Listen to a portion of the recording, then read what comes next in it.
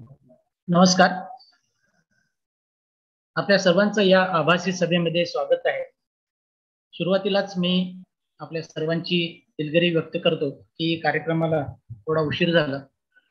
आजचा आपला कार्यक्रम YouTube वरती सुद्धा आपल्याला लाईव्ह स्ट्रीमिंग करायचं होतं, परंतु काही तांत्रिक कारणामुळे आज आपण ते स्ट्रीमिंग कदाचित करू शकत नाहीये. पण तरी सुद्धा YouTube वरती सुद्धा लाईव्ह स्ट्रीमिंग सुरू आहे. मी आपल्या सर्वांचं या आजच्या आभासी सभेमध्ये स्वागत करतो. आज डॉक्टर बाबासाहेब आंबेडकर यांची 130वी जन्म जयंती. डॉक्टर बाबासाहेब आंबेडकर यांचे जीवन ही एक शोध यात्रा होती. त्यांचा जन्म 14 एप्रिल 1991 आणि महापरिनिर्वाण 6 डिसेंबर 1956, म्हणजे केवळ 65 वर्षाचं अवघं आयुष्य या महामानवास प्राप्त झालं. पण संपूर्ण जगाला समता आणि बंधुत्वाचा संदेश देऊन मानवता हाच खरा धर्म आहे हे डॉक्टर बाबासाहेब आंबेडकर यांनी पटवून दिलं. रत्नागिरी जिल्ह्यातील मंडणगड जवळचे आंबवडे हे त्यांचे मूळ गाव. वडील रामजी सकपाळ हे सैन्यात सुभेदार मेजर होते. सैनिकांचे प्रबोधन करण्याचे काम सुभेदार मेजर करत होते. ते त्या सैनिकी शाळेचे मुख्याध्यापक होते.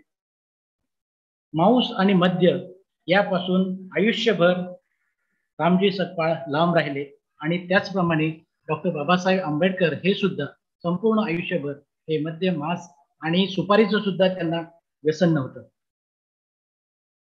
28 ऑक्टोबर 1954 रोजी बाबासाहेबांनी केलेल्या भाषणातून अभिव्यक्त झालेले त्यांचे मनोगत अतिशय सुरक आणि सोज्वळ असं आहे.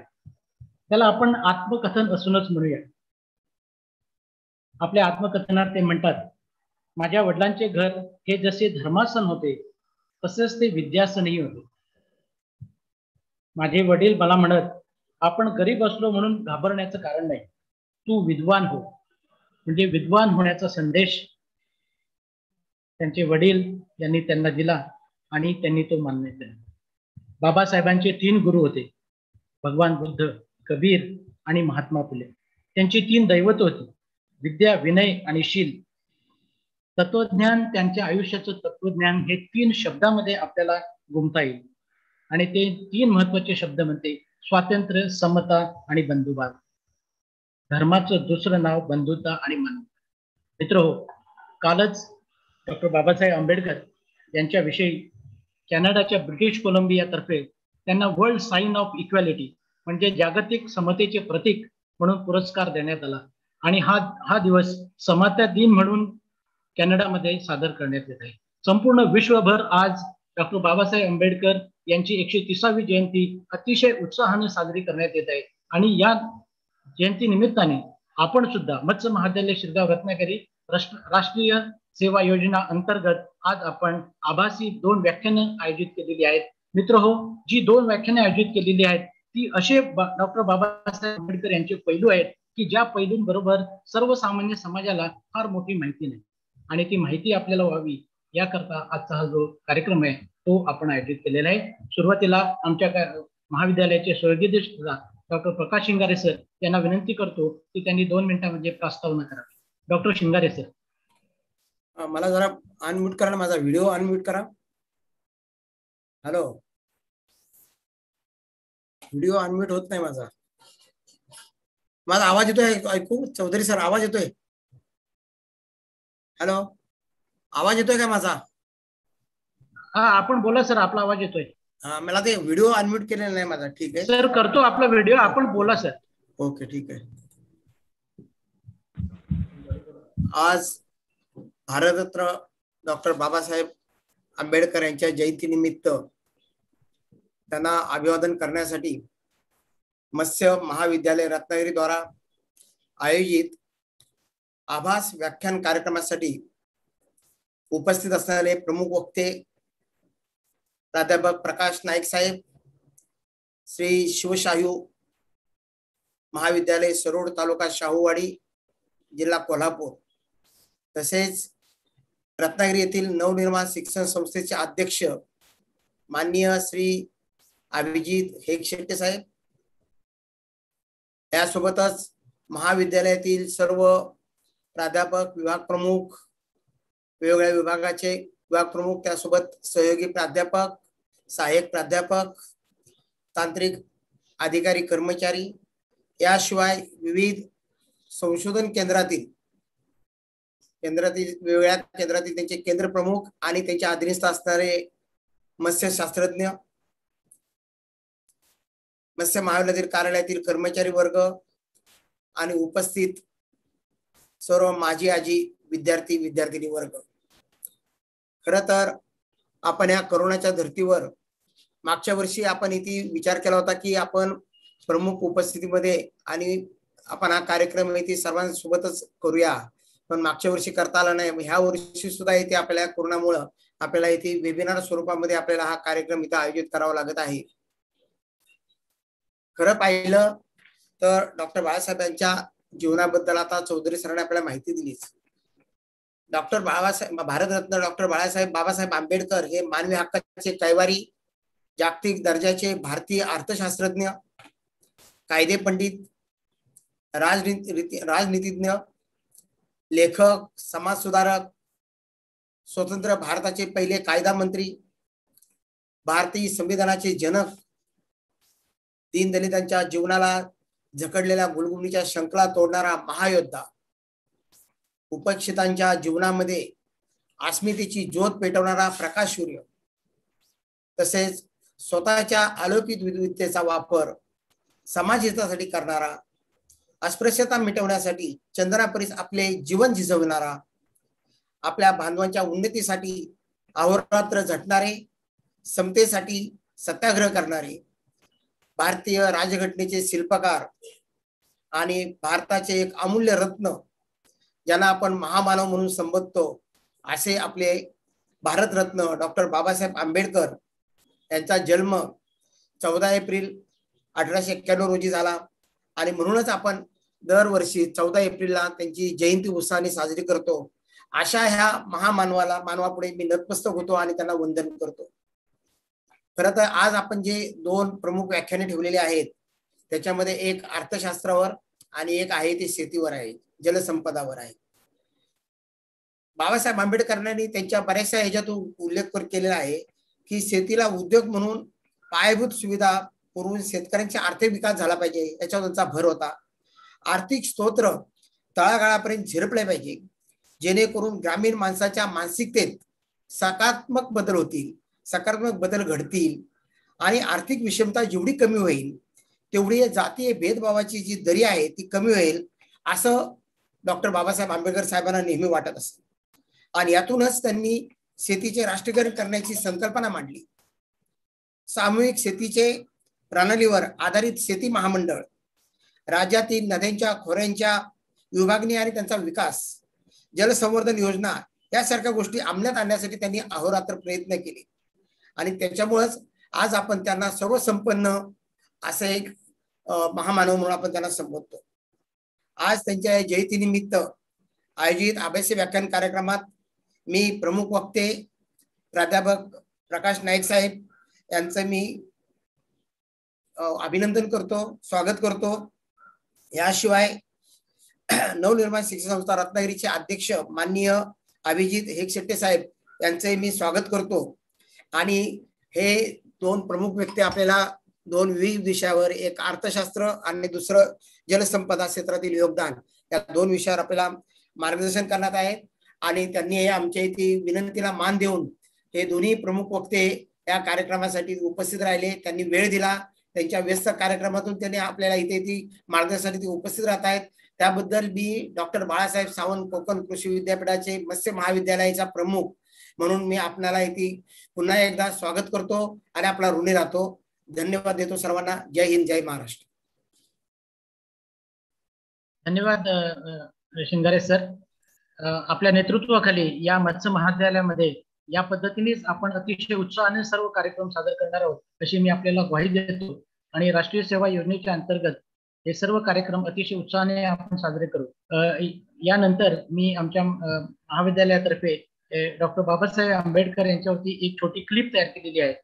मी डॉक्टर सुहास वासावे सर यांना विनंती करतो की सुरुवातीला त्यांनी या जयंतीच्या निमित्ताने या व्हिडिओ क्लिपचं उद्घाटन करावं.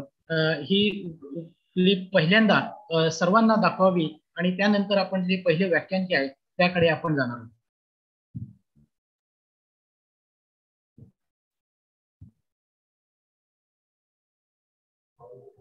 स्वतंत्र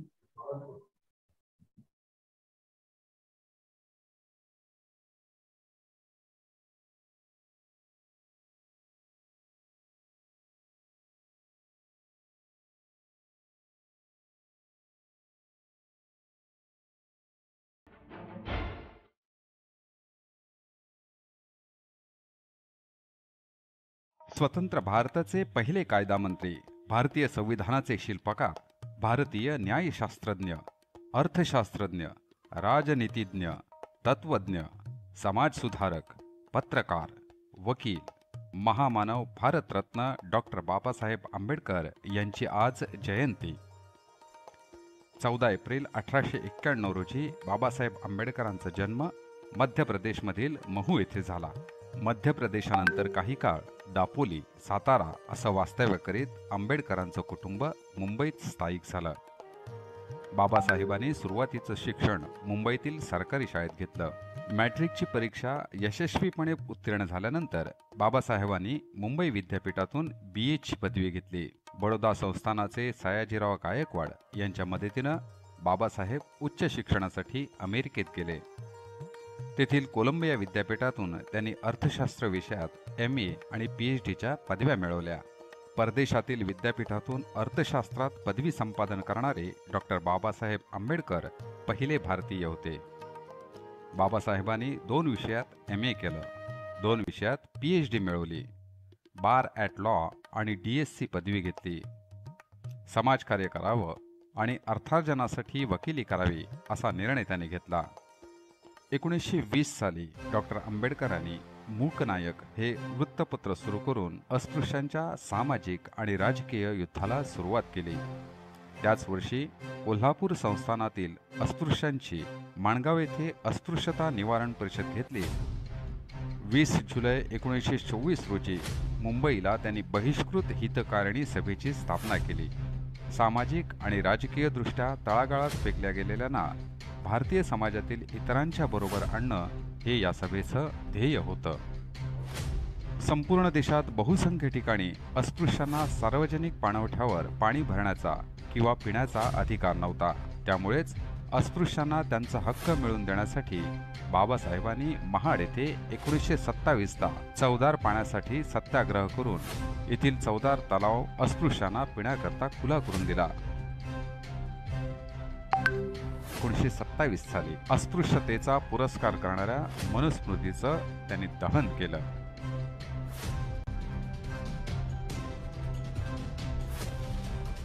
– 1928 साली भारतात आलेल्या सायमन आयोगावर इतरांनी बहिष्कार घातला होता. पण अस्पृश्य बंधूंचं हित लक्षात घेऊन आंबेडकरांनी मात्र त्या मंडळासमोर आपली साक्ष नोंदवून अस्पृश्य लोकांकरिता सरकारनं काय करावयास पाहिजे हे सांगितलं. हमेशा शिक्षा के क्षेत्र में पिछड़ा हुआ, आर्थिक दृष्टि से गरीब, सामाजिक रूप से गुलाम और यहाँ तक कि राजनीतिक दृष्टि से कमजोर रहा है और किसी भी अन्य संप्रदाय की तुलना में. इसलिए हमारा दावा है आरक्षण का और वो भी वयस्क. हिंदू असूनही हिंदूंच्या मंदिरात प्रवेश मिळत नसल्यामुळे तो समानतेचा अधिकार मिळवण्यासाठी अमरावती येथील प्राचीन अंबाबाई मंदिरात, पुण्यातील पर्वती मंदिरात, नाशिक येथील काळाराम मंदिरात बाबासाहेबांनी मंदिर सत्याग्रह केला. डॉक्टर बाबासाहेब आंबेडकर समग्र पीडित, शोषित आणि दलितांचे प्रतिनिधी म्हणून लंडनच्या 3ही गोलमेज परिषदांना हजर राहिले. त्या ठिकाणी त्यांनी अस्पृश्यांकरता स्वतंत्र मतदारसंघाची मागणी केली. जातीय निर्णयाकरता महात्मा गांधीजींचा विरोध होता. स्वतंत्र मतदारसंघात निर्मितीमुळे अस्पृश्य समाज इतर हिंदू समाजापासून दूर होईल असं त्यांना वाटायचं. म्हणून जाती निवड तरतुदी विरोधात गांधीजींनी येरवडा, पुणे इथं प्राणांतिक उपोषणास सुरुवात केली. त्यावेळी गांधी आणि आंबेडकर या दोघात राखीव जागांच्या संख्येबाबत आणि राखीव जागा ठेवण्यासंबंधी घ्यावयाच्या जननिर्देशाच्या मुदतीविषयी चर्चा होऊन 25 डिसेंबर 1932 रोजी सुप्रसिद्ध पुणे करार झाला.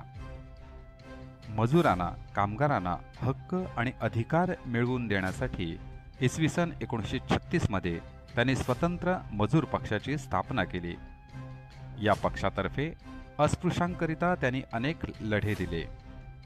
1939 साली येऊ घातलेल्या संघराज्य पद्धतीला त्यांनी विरोध केला आणि दारूबंदीच्या धोरणावर टीका केली. बहिष्कृत हितकारिणी सभेची स्थापना, पीपल्स एज्युकेशन सोसायटीची स्थापना करून शिक्षणाची दारे खुली केली. याच संस्थेनं मुंबईत सिद्धार्थ महाविद्यालय सुरू केलं. पुढे औरंगाबादला मिलिंद महाविद्यालय स्थापन केलं. डॉक्टर बाबासाहेब आंबेडकर स्त्रीमुक्तीचे पक्के समर्थक होते. त्यांच्यावर तथागत गौतम बुद्धांच्या शिकवणुकीचा आणि महात्मा ज्योतिबा फुलेंच्या कार्याचा प्रभाव होता. 1942 पासून 1946 पर्यंत ते व्हॉइसरॉयच्या कार्यकारी मंडळात मजूर मंत्री होते. या काळात त्यांनी अस्पृश्यांची शैक्षणिक आणि आर्थिक उन्नती करण्याचा प्रयत्न केला. स्वतंत्र भारताचे पहिले कायदा मंत्री असलेल्या बाबासाहेब आंबेडकरांचा भारतीय संविधानात सिंहाचा वाटा होता. डॉक्टर बाबासाहेब आंबेडकरांनी घटना मसुदा समितीचे अध्यक्ष म्हणून काम केलं. अस्पृश्यता नामशेष करणारा संविधानातील 11वा अनुच्छेद हा आंबेडकरांचा विजयच होता. त्यांनी अत्यंत कठोर परिश्रम घेत भारतीय राज्यघटनेचा मसुदा तयार केला. म्हणून भारतीय राज्यघटनेचे शिल्पकार या शब्दांनी त्यांचा यथोचित गौरव करण्यात येतो. या महत्त्वाच्या कामगिरीबरोबरच त्यांनी हिंदू कोड बिल लोकसभेत सादर करण्याचा बहुमान मिळवला. हिंदू धर्मात आपल्याला समानतेची वागणूक देण्यात यावी यासाठी त्यांनी मोठा लढा दिला. शेवटी हिंदू धर्मत्यागाचा म्हणजेच धर्मांतराचा निर्णय देखील घेतला. 1956ला नागपूर येथील ऐतिहासिक कार्यक्रमात आपल्या 5 लाख अनुयायांसोबत त्यांनी बौद्ध धर्माची दीक्षा घेतली. आंबेडकरांचं ग्रंथरूप लेखन इंग्रजी भाषेतीलच आहे. त्यांनी अर्थशास्त्रविषयक, राजकीय आणि सामाजिक विषयावर अनेक पुस्तकं लिहिली. MA पदवीकरता लिहिलेल्या प्रबंधाचा विषय प्राचीन भारतातील व्यापार म्हणजेच एन्शियंट इंडियन कॉमर्स असा होता. भारताच्या राष्ट्रीय नफ्याचा वाटा एक ऐतिहासिक पृथक्करणात्मक अध्ययन या विषयावरील त्यांचा प्रबंध पुढे the evolution of provincial finance in British India या नावानं 1924 साली प्रकाशित झाला. डॉक्टर आंबेडकरांचा अर्थशास्त्रविषयक the problem of the rupee हा दुसरा प्रबंध 1946 साली प्रसिद्ध झाला. आंबेडकरांच्या व्यासंगाचं आणि संशोधन कुशलतेचं प्रतीक असलेला ग्रंथ म्हणजे हू वेअर द शूद्राज हा 1946 साली प्रसिद्ध झाला. विद्यमान शूद्र म्हणजे पूर्वकालीन क्षत्रिय होते असा निष्कर्ष त्यांनी या ग्रंथात काढला आहे. 1936 साली लाहोर येथील जातपात तोडक मंडळाच्या वार्षिक संमेलनातील अध्यक्षीय भाषण ॲनाहिलेशन ऑफ कास्ट या पुस्तकात त्यांनी प्रसिद्ध केलं. आंबेडकरांच्या राजकीय विषयावरील ग्रंथांपैकी थॉट्स ऑन पाकिस्तान या पुस्तकात पाकिस्तान झाल्यास हिंदूच्या उत्कर्षाचा मार्ग मोकळा होईल असा युक्तिवाद त्यांनी केला होता. बुद्ध अँड हिज धम्म हा त्यांचा महत्त्वाचा ग्रंथ त्यांच्या मरणोत्तर म्हणजेच 1957 साली प्रसिद्ध झाला. द अनटचेबल्स या नावाचं त्यांचं पुस्तकही या संदर्भात उल्लेखनीय आहे. याशिवाय Ranade, Gandhi and Jinnah, thoughts on linguistic states यासारखी त्यांची पुस्तकंही विचारप्रेरक आहेत. डॉक्टर आंबेडकरांचं मराठी लेखन अल्प असून ते मुख्यतः त्यांनी काढलेल्या विविध वृत्तपत्रातून विखुरलेलं आहे. मृत्यूसमयी त्यांच्या ग्रंथालयात सुमारे 25,000 दुर्मिळ ग्रंथ होते. डॉक्टर आंबेडकर 1954-55 या वर्षामध्ये आपल्या प्रकृती अस्वास्थ्यामुळे फारच चिंतेत होते. अनेक आजारामुळे त्यांची तब्येत खालावत गेली. दीर्घ आजारामुळे 6 डिसेंबर 1956 रोजी दिल्लीतील आपल्या घरी त्यांचे महापरिनिर्वाण झाले. त्यांच्या अंतिम दर्शनाकरिता आणि अंत्ययात्रेत सहभागी होण्याकरता प्रचंड प्रमाणात जनसागर उसळला.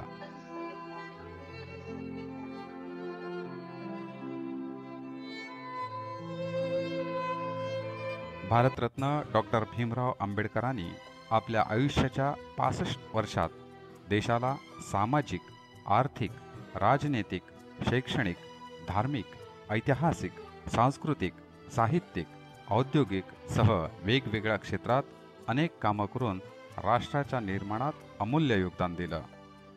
1990ला त्यांना मरणोत्तर भारतरत्न या भारताच्या सर्वोच्च नागरी सन्मानानं सन्मानित करण्यात आलं.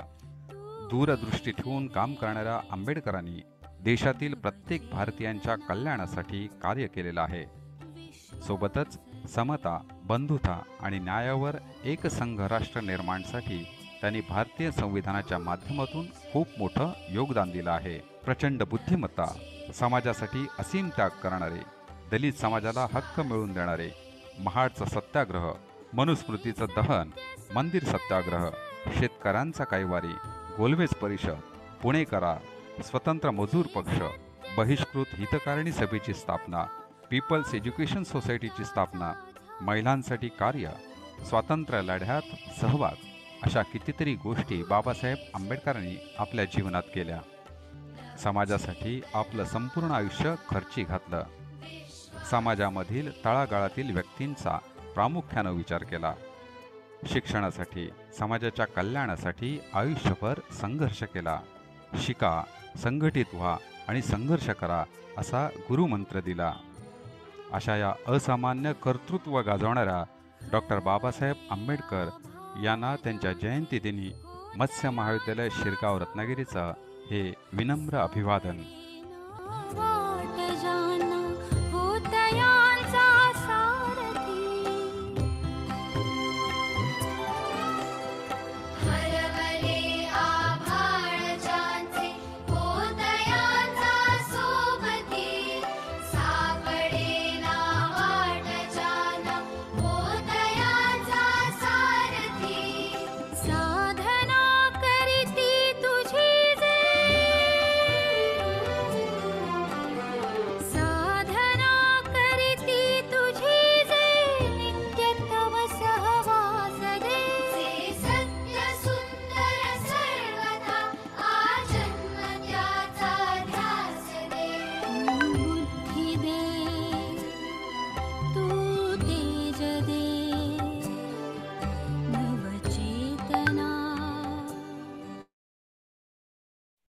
धन्यवाद. नमस्कार.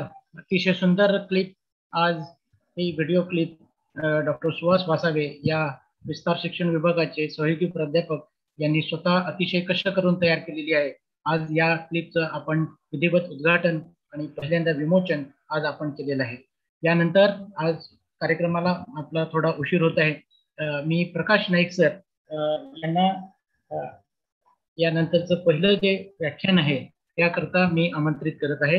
प्राध्यापक प्रकाश नाईक श्री शिवशाहू महाविद्यालय शिरूर, तालुका शाहूवाडी, जिल्हा कोल्हापूर येथे सहाय्यक प्राध्यापक म्हणून कार्यरत आहेत.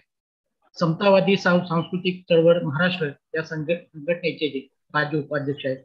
या चळवळीच्या माध्यमातून 9 साहित्य संमेलनांचे आयोजन महाराष्ट्रातील जवळपास सर्व जिल्ह्यांमध्ये शिव फुले शाहू आंबेडकर आणि अण्णाभाऊ साठे यांच्या विचारांवर त्यांनी हजारो व्याख्याने दिलेली आहेत आणि त्यांची खरी ओळख ही म्हणजे त्यांचं व्याख्यान असतं.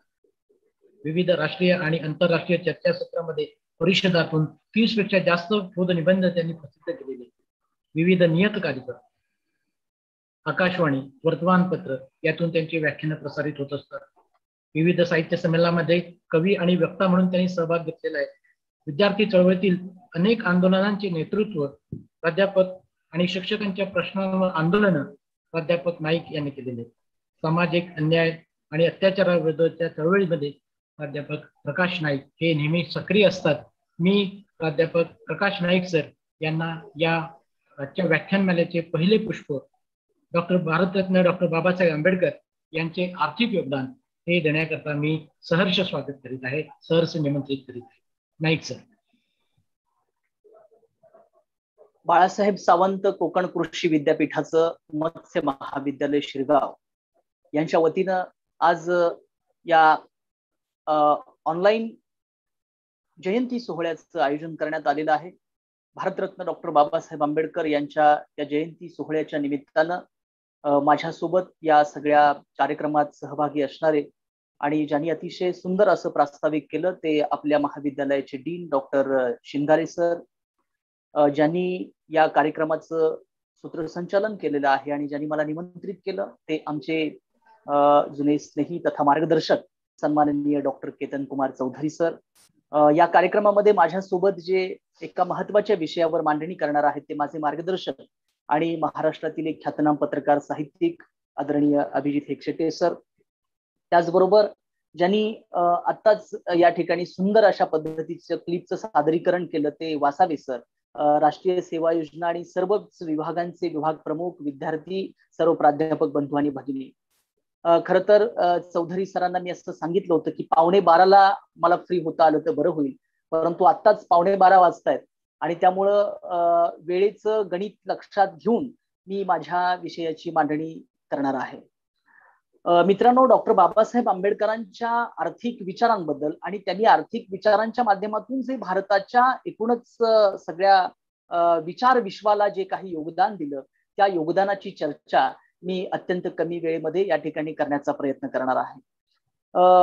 मी या व्याख्यानाची सुरुवात करत असताना कालच माझ्या हातून एक 4 ओळी बाबासाहेबांच्यावर लिहिल्या गेलेल्या त्या आपल्या समोर ठेवतो आणि मग मी पुढे जातो, कारण त्या ओळी अतिशय महत्वाच्या आहेत. त्या ओळी अशा आहेत की आमच्या अंधाऱ्या जगाचा रवी झाला सगळा भीमा, आमच्या अंधाऱ्या जगाचा रवी झाला सगळा भीमा, आमच्या आर्तवेदनांचा कवी झाला सगळा भीमा, वाट होती आमची खाच खळग्यांची बाबा, वाट होती आमची खाच कळग्यांची बाबा, आमची लख प्रकाशाची वाट नवी झाला सगळा भीमा, वाट नवी झाला सगळा भीमा. डॉक्टर बाबासाहेब आंबेडकर हे भारताला आधुनिक बनवण्यामध्ये, भारताला एका विज्ञान युगाकडं, आधुनिक विचारांकडे घेऊन जाणारी एक नवी वाट, की जी प्रकाशाच्या दिशेनं जाणारी वाट आहे, जी समतेच्या दिशेनं जाणारी आहे, जी लोकशाहीच्या दिशेनं जाणारी आहे, जी प्रगतीच्या आणि विकासाच्या दिशेनं जाणारी वाट आहे, ती वाट डॉक्टर बाबासाहेब आंबेडकरांनी संपूर्ण देशाला आणि संपूर्ण जगाला दाखवलेली आहे, हे मला या ठिकाणी सांगायचं आहे. आणि मग याच सूत्राच्या आधारे मी डॉक्टर बाबासाहेब आंबेडकरांचे आर्थिक विचार नेमके काय होते या अनुषंगाने मित्रांनो मांडणी करणार आहे. मित्रांनो, आपल्याला माहिती आहे, आपण आता ही क्लिप बघितली, त्यामध्ये आपण काही गोष्टी अधोरेखित केल्या. खूप सुंदर अशी क्लिप होती की डॉक्टर बाबासाहेब आंबेडकरांनी चातुर्वर्ण्य व्यवस्थेला तीव्र आणि कडाडून विरोध केला. बाबासाहेब आंबेडकरांनी हिंदू धर्मातल्या विषमतावादी धोरणाला विरोध केला. बाबासाहेब आंबेडकरांनी समतेचं जोरदार समर्थन केलं, परंतु कायद्याच्या परिप्रेक्षामध्ये आपल्या देशामध्ये समता प्रस्थापित झाली पाहिजे, लोकशाही मूल्य प्रस्थापित झाली पाहिजेत, हे त्यांचं म्हणणं होतं. त्यांनी कधीही सूड भावनेनं किंवा द्वेष भावनेनं कोणतीही कृती केली नाही. अस्पृश्यतेचे अतोनात चटके आणि हाल अपेष्टा सहन केल्यानंतर सुद्धा त्यांनी हिंदू धर्मातल्या सनातनी किंवा उच्चवर्णीयांना सुडाच्या भावनेनं बघितलं नाही, तर ते सुद्धा माझे भाऊ आहेत, ते सुद्धा माझ्या बहिणी आहेत. अपार करुणेनं आणि अंतःकरणानं, एका चांगल्या विचाराने डॉक्टर बाबासाहेब आंबेडकरांनी या सगळ्या भारतीय समाज व्यवस्थेला बघितलं आणि या समाज व्यवस्थेमध्ये निश्चितपणानं क्रांती घडवून आणून एक नवा विचार पेरण्याचं काम सुद्धा, एक फार मोठं काम डॉक्टर बाबासाहेब आंबेडकरांनी केल्याचं आपल्याला दिसतं. बाबासाहेब आंबेडकर हे केवळ काही अर्थशास्त्रज्ञ नव्हते, त्यांचा मूलतः पिंड जो आहे तो एक अकॅडमिक स्कॉलर म्हणून अर्थशास्त्राचाच होता, अर्थशास्त्रज्ञाचाच होता, अभ्यासकाचा होता, संशोधकाचा होता. पण बाबासाहेबांनी अर्थशास्त्राच्या व्यतिरिक्त सुद्धा राज्यशास्त्रात बहुमोल अशा पद्धतीचं संशोधन केलं.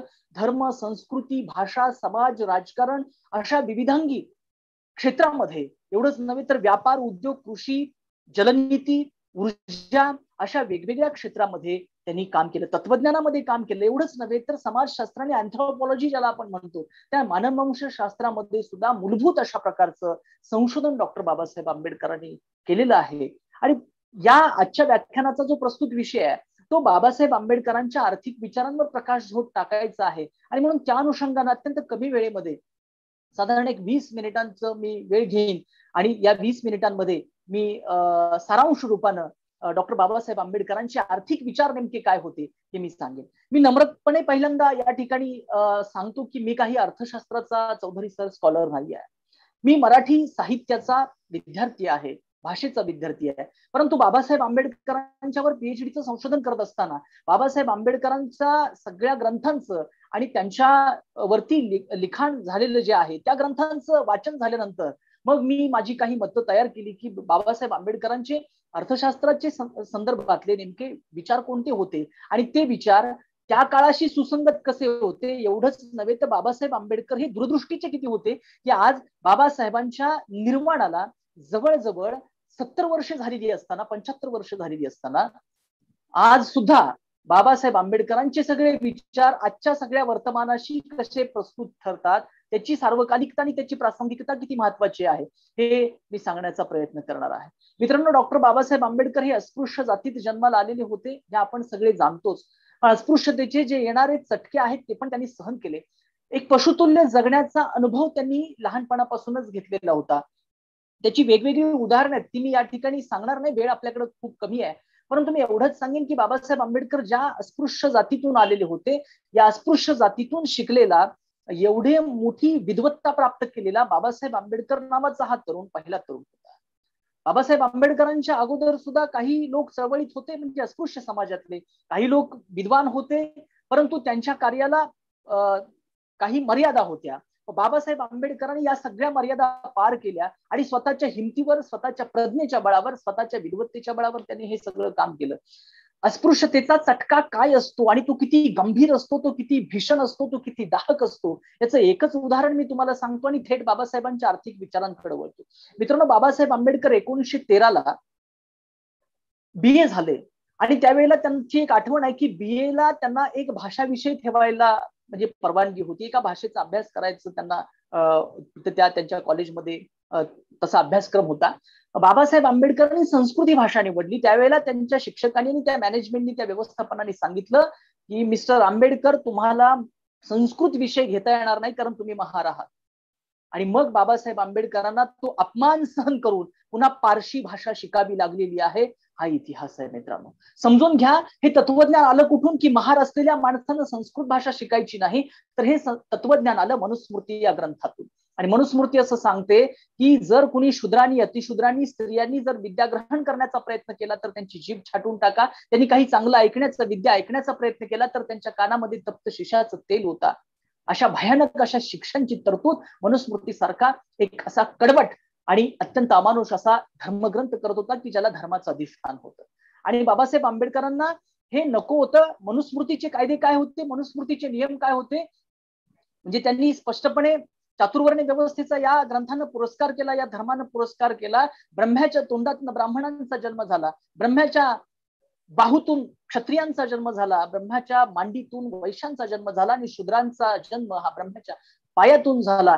पहिल्यांदा या ग्रंथाला आणि या सिद्धांताला चॅलेंज करण्याचं काम कुणी जर केलं असेल तर डॉक्टर बाबासाहेब आंबेडकरांचे गुरु महात्मा फुले यांनी केलं. ब्राह्मणांचं कसब, गुलामगिरी यामधून त्यांनी स्पष्टपणे विवेकाधारित अशा प्रकारची चिकित्सा केली आणि त्यांनी सांगितलं, म्हणजे त्यांनी जो शब्द प्रयोग केलेला आहे महात्मा फुलेंनी, हा तो तुम्ही मुळावर हुकूम वाचा. मी त्याच्यावरती अधिक भाष्य करत नाही, त्याच्यावरती वेळ खर्च करत नाही, परंतु महात्मा फुले असं म्हणाले होते सर की जर ब्रह्म्याच्या तोंडातनं ब्राह्मण जन्माला आले असतील तर ते ब्रह्म्याचं गर्भाशय आणि त्याला गर्भधारणा झाली कुणापासून आणि ते गर्भाशय होतं कुठं आणि ते कुठल्या योनीतून हे ब्राह्मण जन्माला आले. अशा पद्धतीची एक विवेक आधारित अशा पद्धतीची एक रॅशनलिस्ट मांडणी महात्मा फुलेंनी म्हणजे बाबासाहेबांच्या गुरूंनी केलेली आहे. म्हणजेच मनुस्मृती जे सांगते की कुणी म्हणजे संपत्ती धारण करण्याचा अधिकार कोणाला आहे तर तो उच्चवर्णीयांनाच आहे. म्हणजे अर्थशास्त्रातलं पहिलं जे काही धर्माचं अधिष्ठान होतं आणि एक अन्यायी आणि जुलमी राजवट या अर्थशास्त्रीय विचाराच्या माध्यमातून धर्मांनी पुढे आणलेली होती, त्या धर्माला आणि त्या विचाराला आणि त्या सिद्धांताला पहिल्यांदा नकार देण्याचं काम फुल्यांनी केलं, राजर्षी शाहू महाराजांनी केलं, डॉक्टर बाबासाहेब आंबेडकरांनी केलं. आणि म्हणून तर 25 डिसेंबर 1927ला डॉक्टर बाबासाहेब आंबेडकरांनी महाड मुक्कामी मनुस्मृतीचं जाहीररित्या दहन केलं. हा सुद्धा इतिहास आपण समजून घेऊया आणि मग बाबासाहेब आंबेडकरांच्या आर्थिक विचारांकडे येऊया. मित्रांनो, बाबासाहेब आंबेडकरांनी आपल्या आयुष्यामध्ये जे काही ग्रंथ लिहिले आणि ज्या काही पदव्या संपादन केल्या त्यामधल्या महत्वाच्या पदव्या कोणत्या होत्या तर MA ची पदवी त्यांची खूप महत्वाची होती, त्याचबरोबर PhD ची पदवी खूप महत्वाची होती आणि DSc ही पदवी खूप महत्वाची. मगाशी क्लिपमध्ये या सगळ्या पदव्यांचा उल्लेख झालेला आहे. तर त्यांनी MA हे 1915ला केलं आणि त्यांनी जो थेसिस सबमिट केला MA ची पदवी मिळवण्यासाठी त्या थेसिसचं नाव असं होतं, administration and finance of the east India company. East India कंपनीच्या कार्यकाळामधलं प्रशासन कसं होतं आणि विशेषतः आर्थिक कर प्रणाली, कर रचना आणि एकूणच आर्थिक व्यवस्था या ईस्ट इंडिया कंपनीच्या काळामध्ये कशी होती याच्यावर बाबासाहेब आंबेडकरांनी अतिशय जबरदस्त अशा प्रकारचं भाष्य केलं. आणि बाबासाहेब आंबेडकरांनी ब्रिटिश ईस्ट इंडिया कंपनीची अत्यंत चिकित्सा केली आणि चिकित्सा केल्यानंतर त्यांनी असे निष्कर्ष काढले की ब्रिटिश ईस्ट इंडिया कंपनीची जी महसूल पद्धत आहे ती अत्यंत सदोष होती.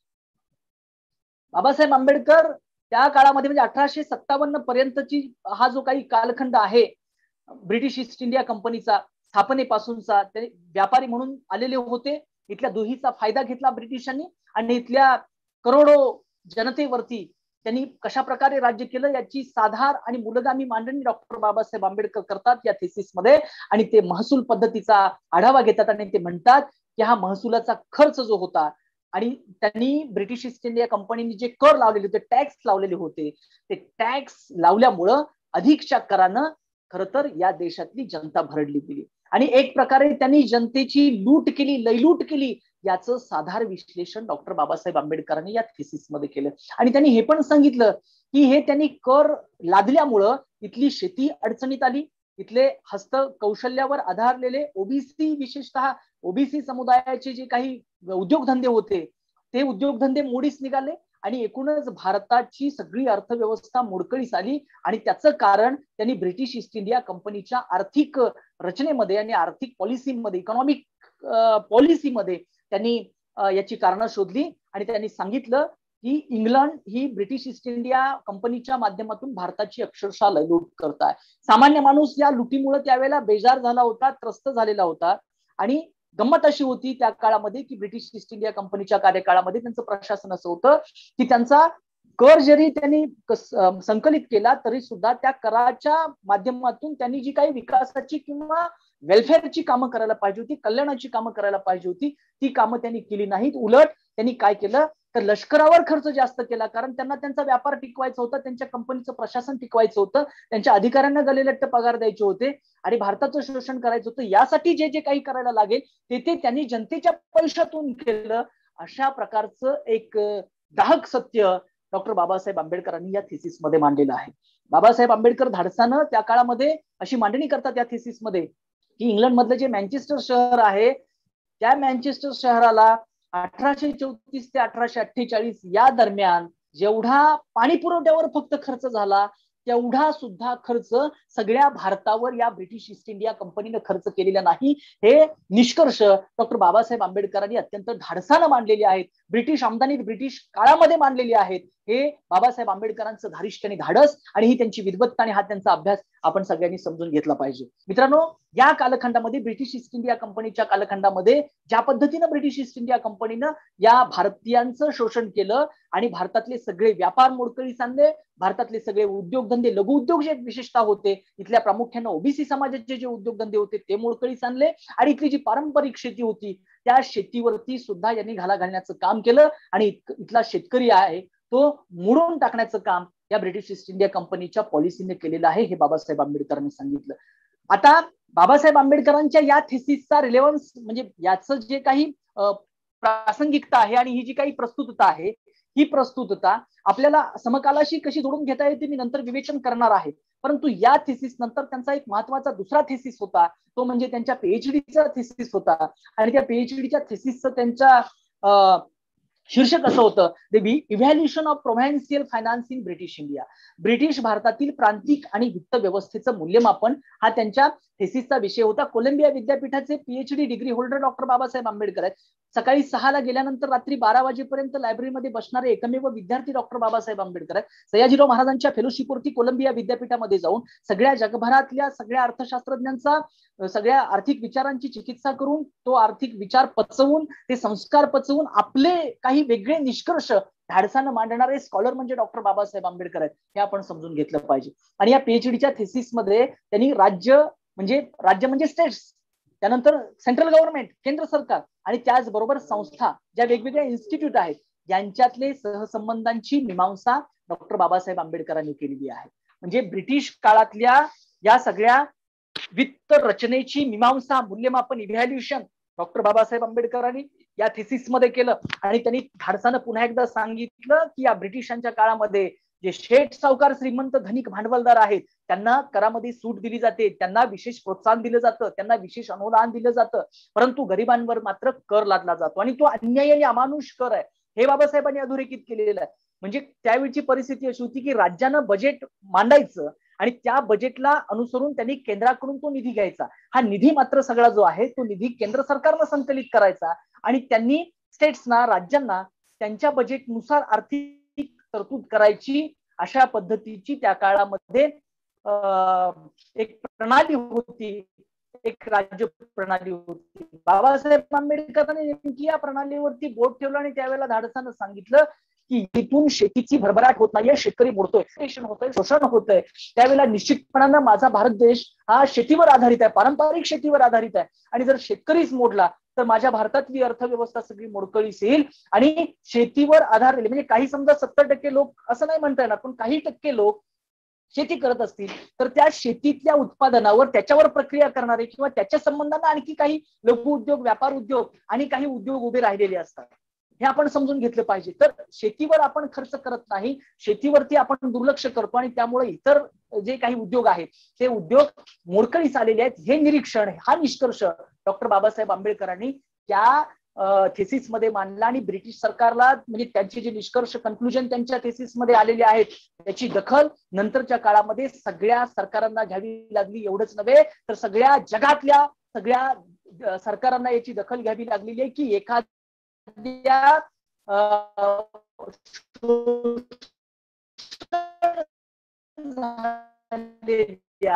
काही पाठीमागची शेकडो वर्षे जे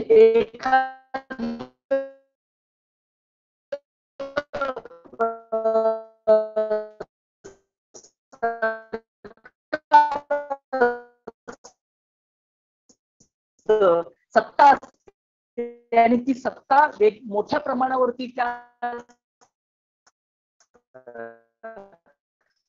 देशाचं आर्थिक शोषण करत असते आणि मग या शोषणातून पुन्हा उभं राहायचं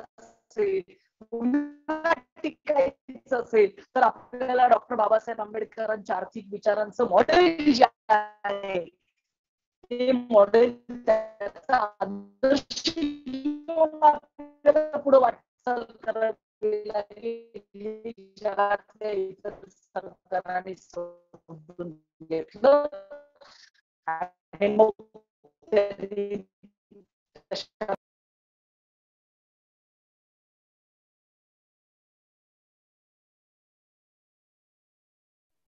थोडंसं तांत्रिक आपल्याला कल्पना आहे की या आभासी सभेमध्ये असे जे व्यक्ती आहेत ते येऊ शकतात, परंतु आपला जो उत्साह आहे तो अजिबात कमी होणार नाही.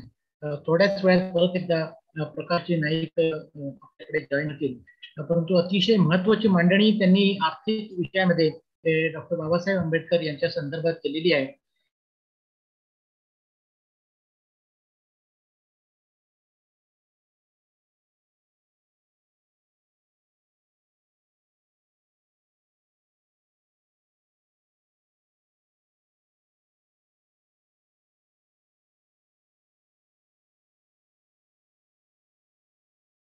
आहे की मुख्यतः डॉक्टर बाबासाहेब आंबेडकर विषय अभ्यासाचा होता तो अर्थशास्त्र होता. आणि ज्या वेळेला भारताला स्वातंत्र्य मिळाल्यानंतर ज्या वेळेला पहिलं मंत्रिमंडळ तयार होत होतं त्यावेळेला डॉक्टर बाबासाहेब आंबेडकर यांनी मला अर्थमंत्री करावं किंवा त्यांची जी योग्यता होती ती योग्यता अर्थमंत्री म्हणून फार जास्त होती. परंतु त्यावेळेला जी उपस्थित सर्व नेते मंडळी होती त्यांनी त्यांना कायदा मंत्री हे पद दिलं आणि त्यापूर्वी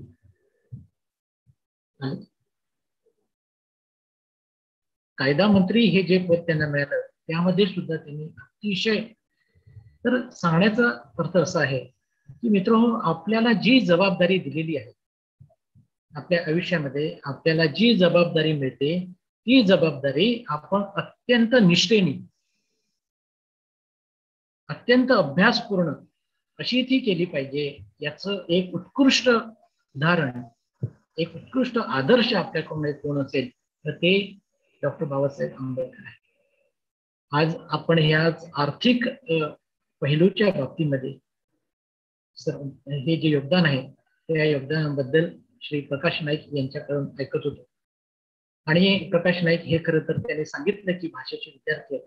त्यांनी सुरुवातीलाच मला सांगितलं होतं की सर माझ्याकडे वेळ 10:40 पर्यंतच आहे, परंतु आजच्या आपल्या या तांत्रिक अडचणीमुळे आज आपण त्यांना वेळ देऊ शकलो नाही. परंतु मित्रो, काही हरकत नाही.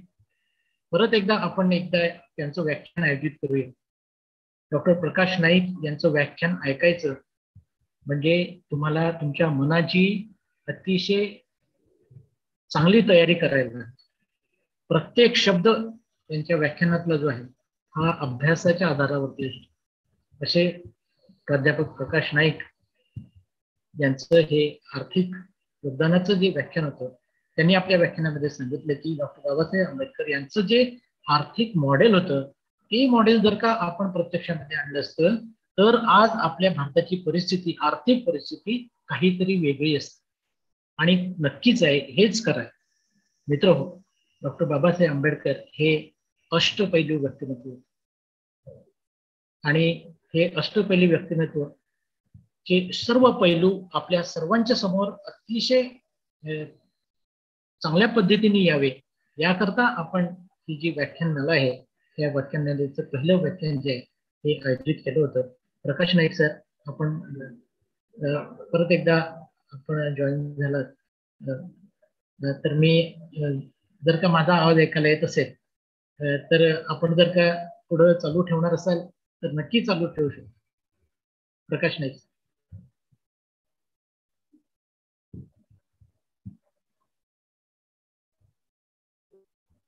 प्रकाश नाईक सर परत जॉईन झालेले आहेत. थोडी बँडविड्थ प्रॉब्लेम होता त्यांच्याकडे. हा सर. हॅलो. हा बोला सर, बोला. ओके, काही हरकत नाही. हो.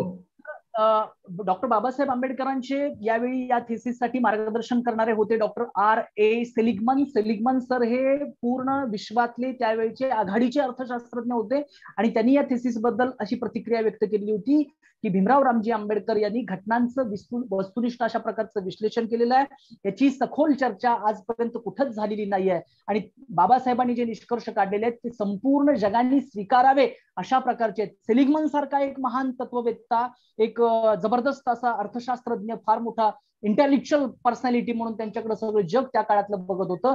पूर्ण अर्थशास्त्रातलं विश्व त्यांच्याकडे बघत होतं. त्या सेलिगमन सरांनी बाबासाहेबांना ही कॉम्प्लिमेंट्स दिलेली आहे, हेही आपण समजून घेतलं पाहिजे.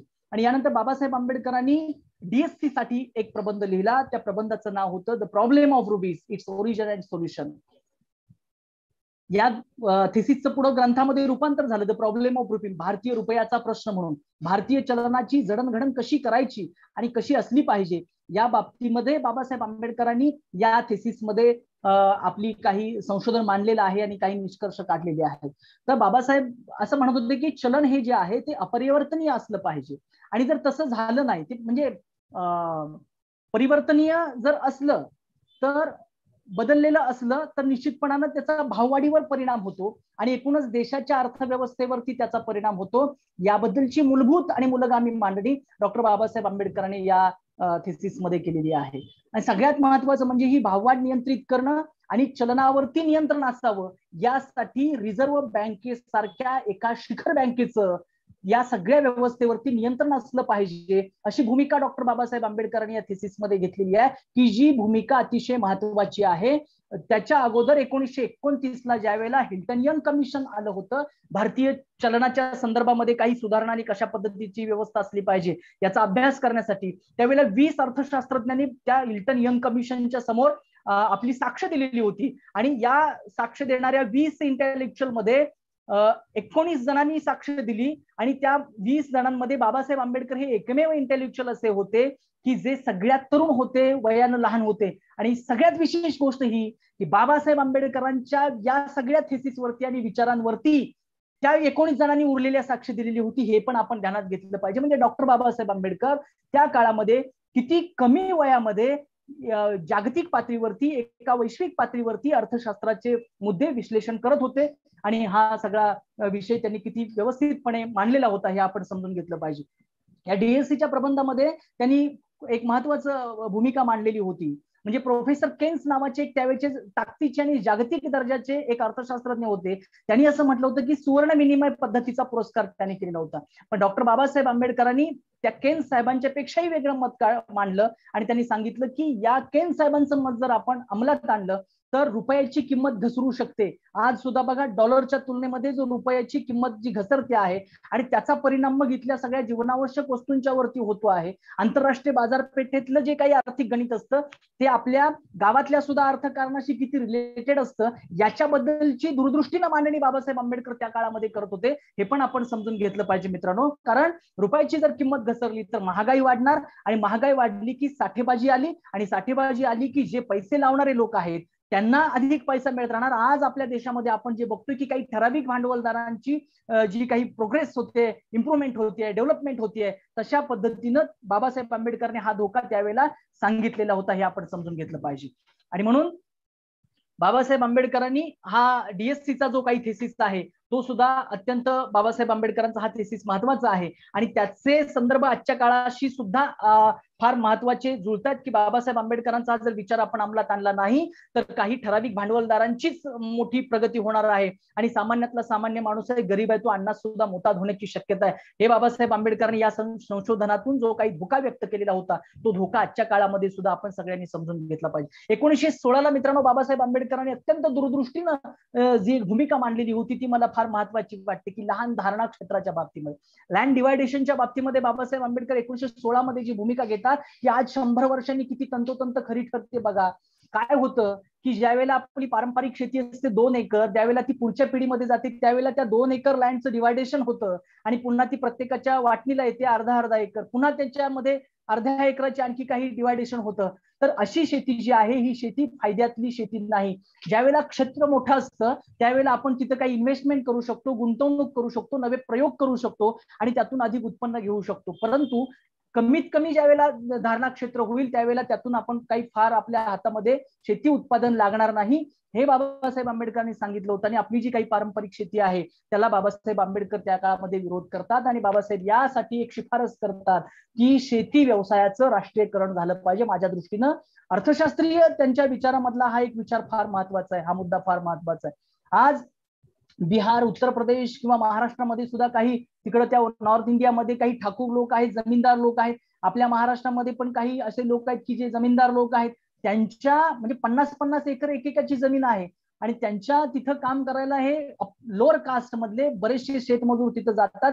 त्यांचं शोषण होतं. त्यांच्या प्रतिभेला, त्यांच्या प्रयोगांना, त्यांच्या कर्तृत्वाला, त्यांच्या कौशल्याला त्या शेतीमध्ये कुठेही संधी मिळत नाही. हे बाबासाहेबांनी ओळखलं आणि सांगितलं की सरसकट या शेतीचं राष्ट्रीयकरण करून टाका. सामुदायिक शेतीचा किंवा सहकार शेतीचा एक पर्याय बाबासाहेब आंबेडकरांनी सुचवला होता की ज्या माध्यमातून आपल्याला अन्नधान्याचा प्रश्न सोडवता येईल, शिवाय आपल्याला वरकड जे उत्पन्न आहे ते उत्पन्न सुद्धा आपल्याला शेतीमधून, सामुदायिक शेतीमधून आणि राष्ट्रीयकरण केल्यानंतर होऊ शकतं. अशा पद्धतीची भूमिका डॉक्टर बाबासाहेब आंबेडकरांनी त्या काळामध्ये घेतलेली होती. सगळ्यात महत्वाचं म्हणजे त्यांनी खोती पद्धतीवर बंदी आणा हा आपल्या कोकणाशी संबंधित असणारा विषय आहे.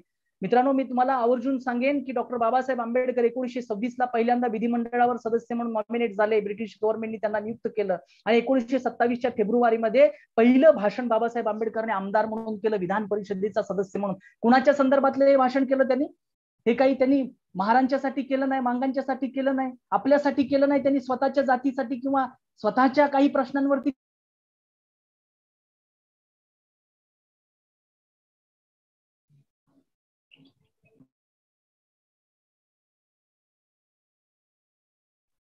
सर तुमचा आवाज म्यूट झालाय वाटते. त्या काळामध्ये घेतलं आपल्याला दिसून येतं. स्वतंत्र मजूर पक्षाचा जाहीरनामा, फक्त मी त्याचं तुम्हाला समरी सांगतो की कामगार शेतकऱ्यांची कर्जमुक्ती झाली पाहिजे, पीक विमा योजना शेतकऱ्यांच्यासाठी लागू करण्यात आली पाहिजे, दारिद्र्य निर्मूलनाचे वेगवेगळे उपाय गव्हर्नमेंटनी राबवले पाहिजेत आणि सगळ्यात महत्वाचं म्हणजे शिक्षणासाठी अनुदान दिलं पाहिजे. जोपर्यंत इथला सगळा बहुजन समाज शिक्षित होत नाही तोपर्यंत त्याची आर्थिक प्रगती होणार नाही.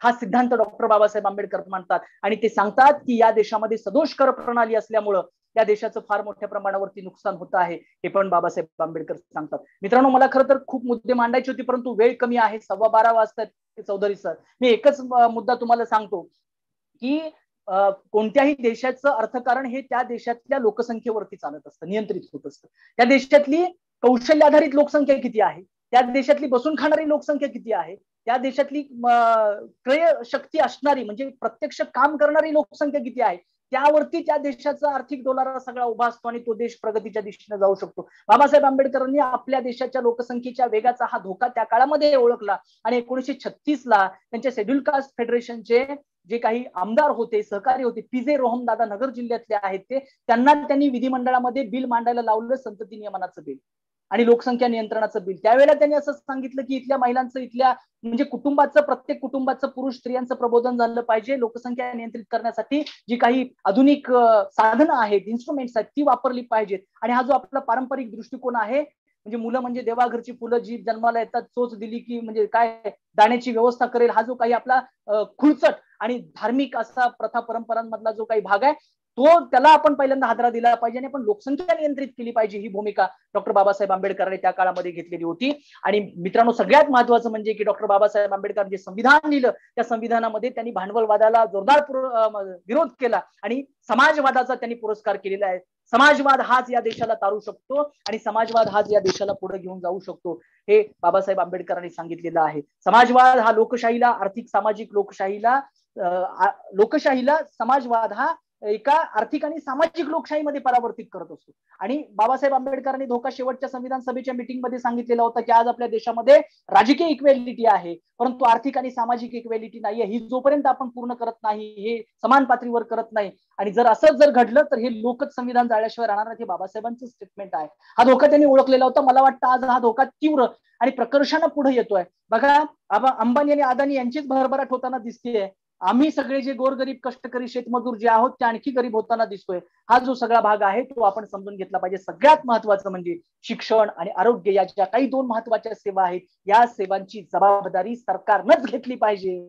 आणि सगळ्या कंपन्या, ज्या राष्ट्रीय कंपन्या आहेत आणि संस्था आहेत, त्याची जबाबदारी ही सरकारनंच घेतली पाहिजे आणि सरकारनंच त्या चालवल्या पाहिजे. याचं जोरदार समर्थन आणि जोरदार आग्रह डॉक्टर बाबासाहेब आंबेडकरांनी केलाय. गेल्या 7 वर्षाचा इतिहास घ्या, मोदी साहेबांच्या कार्यकाळातल्या सगळ्या कंपन्या, मोठ्या सगळ्या सेवा, त्या सगळ्या सेवांचं आणि कंपन्यांचं खाजगीकरण करण्याचं काम या ज्या वेळेला आपल्या देशामध्ये आता होत आहे, हे फार धोकादायक आहे आणि गंभीर आहे. हे पण आपण समजून घेतलं पाहिजे. आणि म्हणून मित्रांनो, बाबासाहेब आंबेडकरांनी अन्नधान्याच्या बाबतीमध्ये त्या काळामध्ये जी भूमिका मांडली होती, ती भूमिका सुद्धा आपल्याला फार महत्वाची आहे, ती आपण समजून घेतली पाहिजे.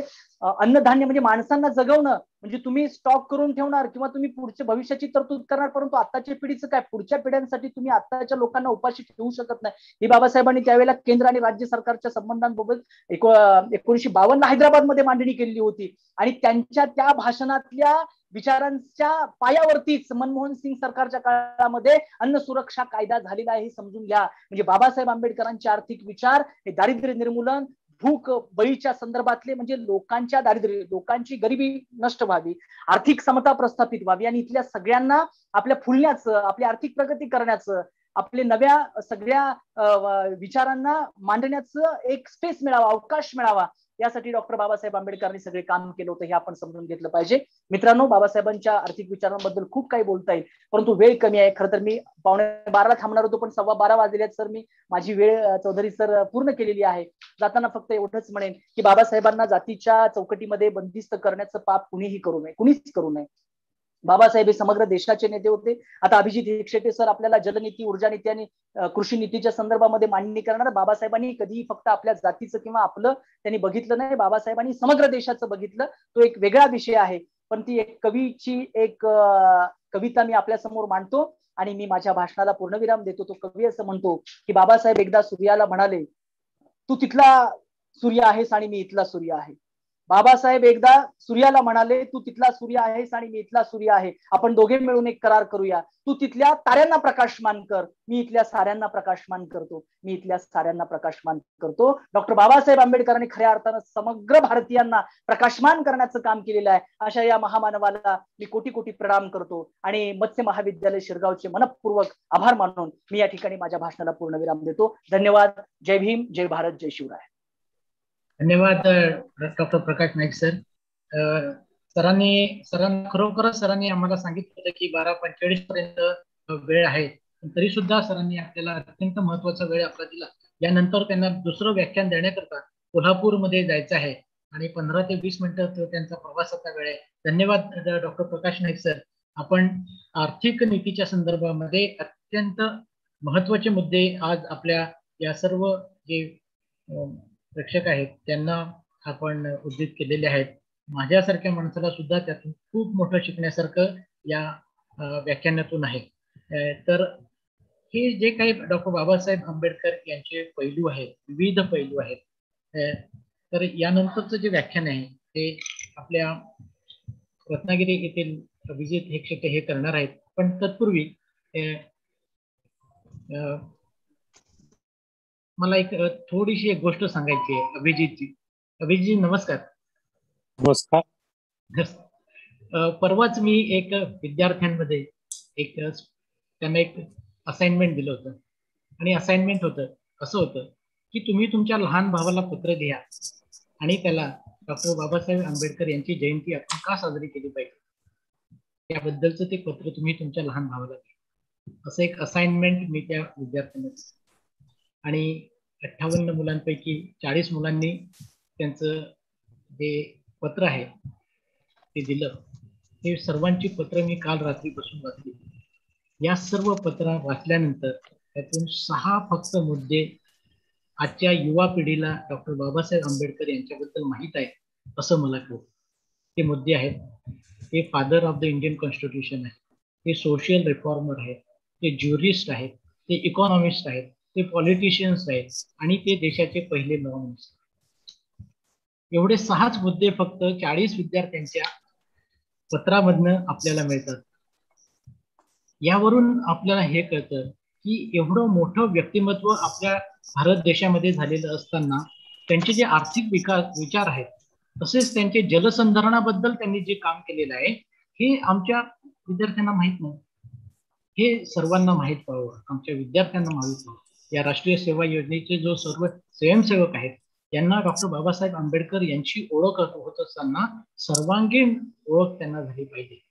एकच फक्त father of the Indian constitution असा तो संदर्भ नसताना त्यांचे विविध पैलू आयुष्यभर त्यांच्याबद्दल आपण जर का अभ्यास केला तर आपल्या त्यातलं अतिशय 65 वर्षाचंच आयुष्य डॉक्टर बाबासाहेब आंबेडकर यांना मिळालं.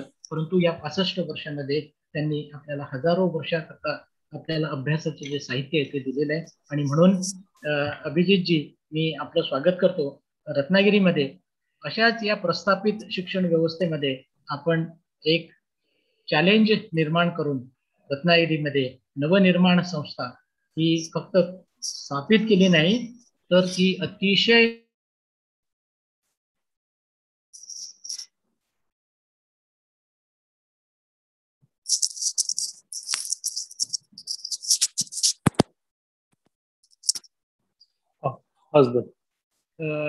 काम आपलं सुरू आहे. मी आपल्याला या व्याख्यानाकरता आमंत्रित करतो आणि आपल्या व्याख्यानाचा जो विषय आहे, मला माहित आहे की हा जो विषय आहे तो सुद्धा मी आपल्याला विनंती केली आणि आपण लगेचच त्यामध्ये तो अभ्यास करून त्या विषयाची मांडणी करण्याकरता तयार झालात. याबद्दल मी अत्यंत आभारी आहे. महाविद्यालयातर्फे तसेच विद्यापीठातर्फे मी कृपया आपल्याला विनंती करतो की आपण डॉक्टर बाबासाहेब आंबेडकर यांचे जलसंधारण, शेती आणि वीज याविषयीचे जे कार्य आहे याविषयी उपस्थितांना आपण मार्गदर्शन करा. नमस्कार. बाळासाहेब सावंत कृषी विद्यापीठ आणि मत्स्य विद्यालयाच्या तर्फे आयोजित डॉक्टर बाबासाहेब आंबेडकरांच्या जयंती निमित्ताने ही एक छोटीशी व्याख्यानमालेत मला आपण निमंत्रित केलं, त्याबद्दल मी आपला आभारी आहे. आजच्या महाविद्यालयाचे प्राचार्य डॉक्टर प्रकाश शिंगरे सर, डॉक्टर केतन चौधरी, साई प्रसाद सावंत आणि ज्यांनी अप्रतिम अशी आज तुमची जी मगाशी शॉर्ट फिल्म दाखवली ते डॉक्टर सुहास वसावे आणि उपस्थित मान्यवर. डॉक्टर बाबासाहेब आंबेडकर यांचे जलसंधारण क्षेत्रातील योगदान हा विषय मला सरांनी दिला, चौधरी सरांनी दिल्यानंतर मी त्यांना म्हटलं की या विषयात मी तेवढा अभ्यास केलेला माझा नाही आहे, पण बाबासाहेबांवर मी खूप वाचन केलंय आणि मला आवडेल या विषयावर अभ्यास करायला आणि बोलायला. आणि ज्या वेळेला मी या विषयाकडे गेलो की त्यावेळेला मला लक्षात आलं की या म्हणजे भारताच्या जलसंधारण धोरणात बाबासाहेबांचं योगदान हे फारच मोठं आहे. डॉक्टर बाबासाहेब आंबेडकर हे दलित चळवळीचे प्रमुख नेते, हिंदू समाज व्यवस्थेचे आमूलाग्र सुधारणा घडवून आणण्यासाठी अहर्निशेने झटणारे एक समाज सुधारक समाज जीवनात वेगवेगळी निर्माण होणाऱ्या प्रश्नांचा शास्त्रशुद्ध पद्धतीने सखोल अभ्यास करून त्यावर भाष्य करणारे एक व्यासंगी व निस्पृह विचारवंत, कोलंबिया विद्यापीठातील शतकातील बुद्धिमान विद्यार्थी आणि स्वतंत्र भारताच्या घटनेचे शिल्पकार म्हणून ते विश्वपरिचित आहेत. या महामानवाच्या आज ही 130वी जयंती आपण साजरी करतोय. त्यांचं अत्यंत उत्तुंग असं व्यक्तिमत्व हे विविधांगी होतं, म्हणजे ते विविध क्षेत्रात त्यांनी आपली प्रभाव होता. विशेषतः त्यांना अर्थशास्त्रज्ञ म्हणून त्यांचं कामगिरी तर विलक्षण होती. प्रकाश नाईकांनी यातले काही संदर्भ त्यांच्या तो विषयात दिलेले आहेत. पण त्यांनी ज्या वेळेला कोलंबिया विद्यापीठात होते की त्यावेळेला मला वाटतं त्यांचं वय साधारणपणे 25-26च्या वेळेला होतं आणि त्यावेळेला admission and finance of east India company ह्या विषयावर त्यांनी जो प्रबंध लिहिला की ज्या प्रबंधामुळे ईस्ट इंडिया कंपनी त्यावेळेला संपूर्ण भारतातला कारभार कसा करत होती आणि संपूर्ण भारतातल्या सर्वसामान्य माणसाची त्या माध्यमातून कशी लूट होत होती याचं एक त्यांनी विश्लेषण इतक्या वयाच्या कमी वयात आणि कोलंबिया सारख्या ठिकाणी मांडणं हे त्यांच्या एक बुद्धीचं प्रखर तेजस्वी बुद्धीचं एक प्रतीक होतं.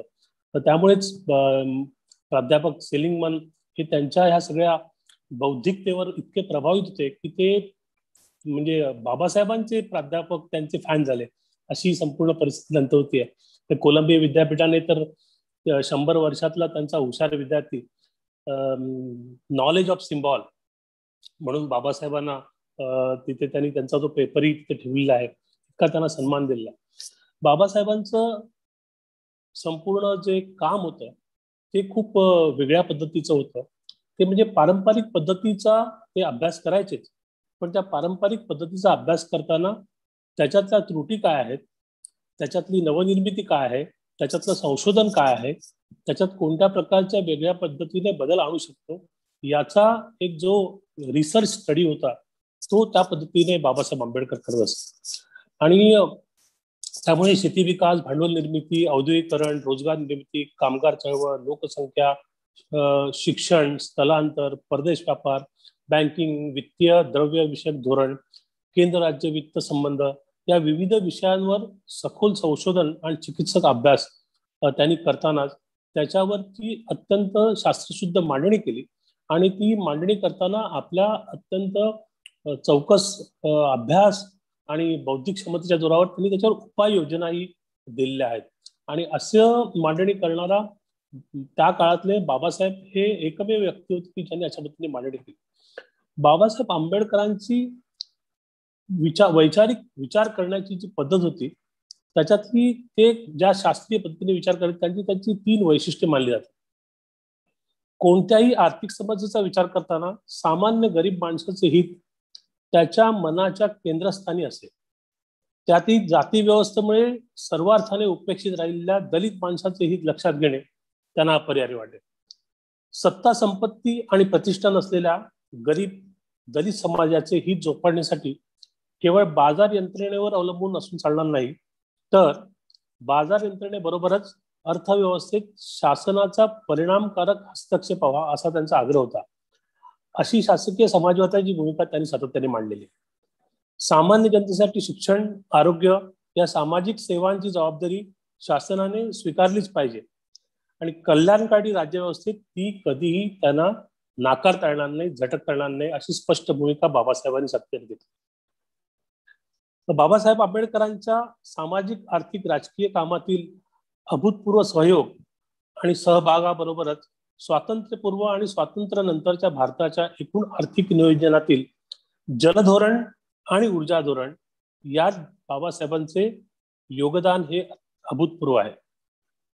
1942 ते 1946 या कालावधीत डॉक्टर बाबासाहेब आंबेडकर हे व्हाईसरायच्या मंत्रिमंडळात होते, लेबर मिनिस्टर म्हणून. त्यांच्याकडे श्रम खाते होते. या अधिकाराचा देशाच्या भावी धोरणाचा विचार करून त्यांनी वापर केला आणि भारताची श्रम, जल, वीज, बहुउद्देशीय धरण प्रकल्प इत्यादी बाबत दीर्घकालीन धोरणांचा पाया बाबासाहेबांनी रचलाय.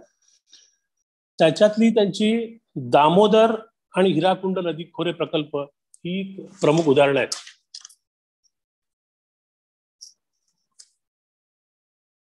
देशाच्या आर्थिक विकासाचा सिद्धांत 1918 साली त्यांनी जो मांडला, small holding in India and their remedies, हा त्यांचा प्रबंध ह्या सगळ्या त्यांच्या मूल विचाराचा एक साक्ष देतो. बाबासाहेबांनी ह्या सगळ्याचा विचार करताना भारतातील परिस्थिती काय आहे याचा प्रामुख्याने विचार केला.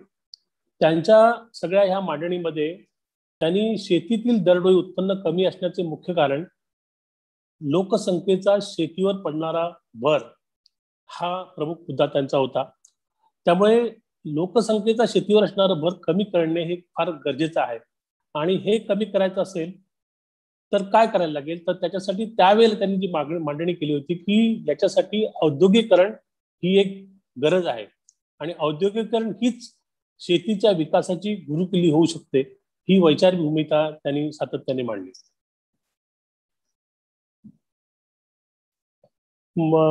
शेतीवरचं दरडोई, शेतीवरचं उत्पन्न आणि भारतातलं दरडोई उत्पन्न याचा सगळा जो समतोल होता हा खूप बिघडलेला होता, त्यांच्या लक्षात येत होतं.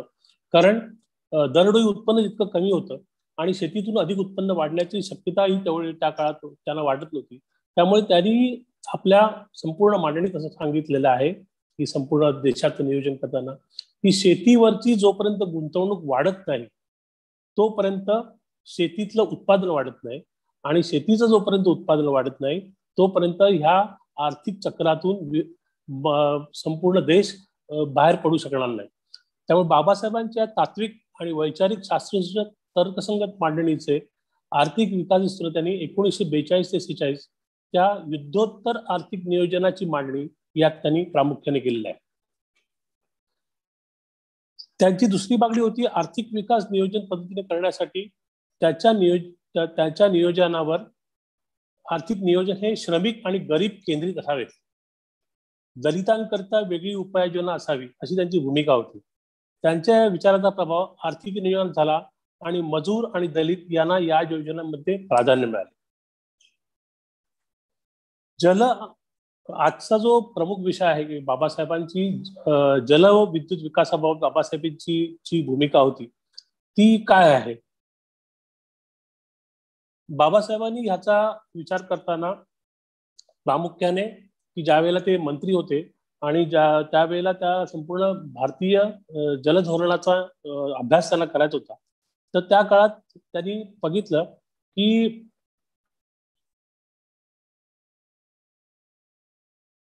एकोणीसशे कायद्याअंतर्गत केंद्राचे जल व विद्युत धोरण व नीती ठरवली व राज्याच्या धोरणाचा केंद्रातील सहभाग वाढविला. प्रामुख्याने आंतरराज्य नद्यांच्या विकासासाठी नद्यांच्या खोऱ्यांची व जलविकास उद्दिष्ट बहुउद्देश बनवून नदीच्या खोऱ्याची विकासाची कल्पना बाबासाहेबांनी मांडली. यासाठी त्यांनी जो अभ्यास केलेला आहे त्या अभ्यासात प्रामुख्याने भारतातील नद्या ची काय परिस्थिती होती तर त्यासाठी त्यांचा जो अभ्यास आहे तर त्याबाबत नवीन जलविद्युत धोरण राबवण्याची यंत्रणा त्यांनी उभी केली. Central water commission and central electricity authority याशिवाय विद्युत पुरवठा विभागाची स्थापना केली. या नव्या यंत्रणा आणि धोरणाचा परिणाम आज केंद्रात जल व विद्युत विकासाकरिता 2 स्वतंत्र मंत्रालय उभी राहिलेली आहेत, की जी बाबासाहेबांच्या दूरदृष्टीचा परिणाम आहे. बाबासाहेबांच्या या काळातला जो महत्वाचा परिणाम आहे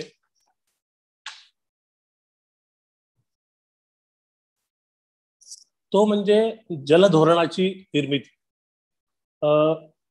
पारंपरिक पद्धतीनुसार आपल्याकडच्या सगळ्या ह्या नद्या ज्या वेळेला पूर यायचे त्यावेळेला लोक घाबरून जायचे आणि त्याचं कारण असं की ह्या पुराचं पाणी संपूर्ण भरायचं, संपूर्ण गावाच्या गावं उद्ध्वस्त व्हायची, संपूर्ण घरं उद्ध्वस्त व्हायची, त्याच्यानंतर शेती उद्ध्वस्त व्हायची, त्याच्या पाठोपाठ पुरानंतरची रोगराई यायची आणि ह्या सगळ्यांवर काय करावं, कशा पद्धतीने करावं हा एक फार मोठा प्रश्न होता.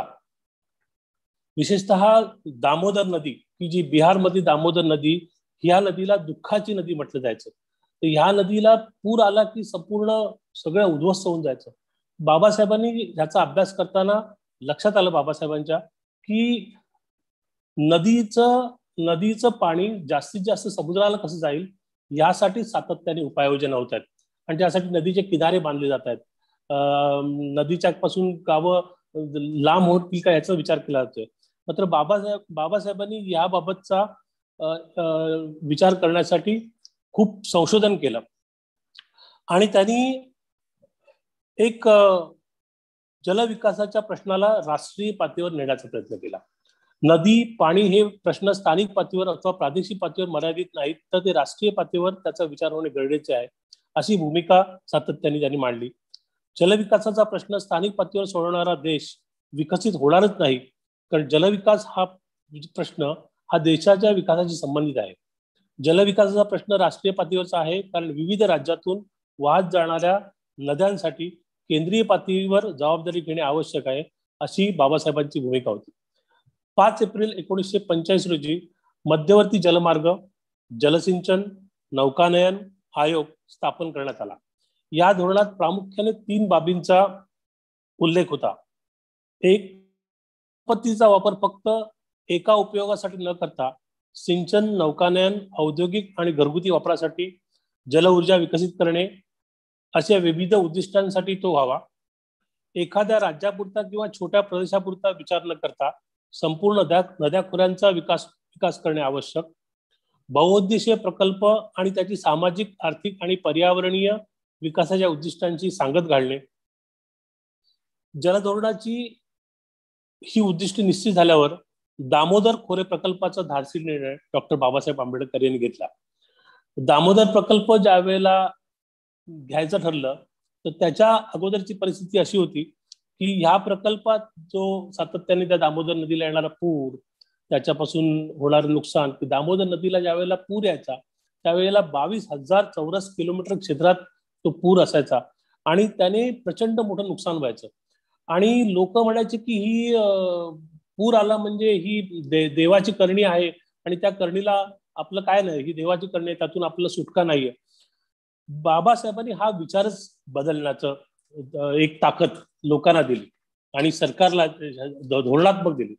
त्यांनी हा विचार पूर्णपणे बदलला की जर नदीचं पाणीचा उपयोग आपण केला तर हाच या पाण्याचा सकारात्मक उपयोग होऊ शकतो.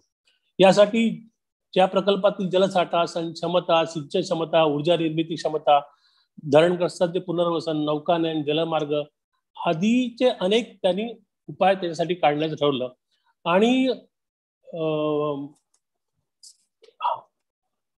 आणि हा जो दामोदर नदी प्रकल्प त्यांनी दामोदर खोरे म्हणून हाती घेतला.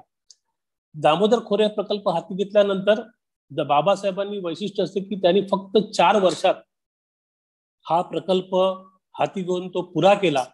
आणि एक वेगळं दृष्ट झालं की जी नदी संपूर्ण सगळा परिसर उद्ध्वस्त करायची त्या नदीचं पाणी, म्हणजे ज्याची सुरुवात 1856 पासून या नदीचं पूर ही एक मोठी बिहारची समस्या होती आणि या समस्येवर मात करायची असं 88 वर्षात अनेक उपाय करून ते जे झालं नव्हतं ते बाबासाहेब आंबेडकरांनी दामोदर नदी खोरा प्रकल्पातून ते केलं आणि त्या माध्यमातून 4 वर्षात त्यांनी ते एक आव्हान स्वीकारलं. त्यांनी तो पूर्ण प्रकल्प उभा करला. तो प्रकल्प उभा करताना त्यांनी अमेरिकेतील टेनेसी खोरे विकसित प्रकल्पाचा अभ्यास केला. तेथील हुर्डुईन हे जे तिथल्या त्याचे अभियंता होते टेनेसीचे, तर त्यांनाही ते आणलं. त्यांच्या मार्गदर्शनाखाली हा प्रकल्प केला आणि हा प्रकल्प अत्यंत यशस्वी करत यामुळे या प्रकल्पातून हुबळी नदी, बाराकर नदी विकासाचाही समावेश झाला आणि एक देशातील पहिला असा प्रकल्प झाला की ज्या माध्यमातून एका नदीचं पाणी संपूर्ण खोऱ्यात, त्या संपूर्ण प्रदेशात, मोठ्या प्रदेशात लोकांना मिळालं आणि एक जलसिंचनाची सुविधा तयार झाली, जलविद्युतची सुविधा झाली आणि एक नवा विचार की ज्याला संपूर्ण आपल्या देशात हा विचारच करत नव्हते की हे सध्या करू शकतो आपण, हा एक विचार केला. त्या माध्यमातून मग पुढे सोन नदीचे खोरे प्रकल्पातील उभारणी उत्तर प्रदेश झाली. मध्य प्रदेश आदी राज्यांची सहमती घडून बिहार यांच्यासोबत महानदीवरील हिराकुंड प्रकल्पाबाबत ओरिसा मध्य प्रदेश पूर्वेकडील राज्यात समन्वय घडून आणला. हिराकुंड प्रकल्प ओरिसा राज्यासाठी महत्वाचा होता.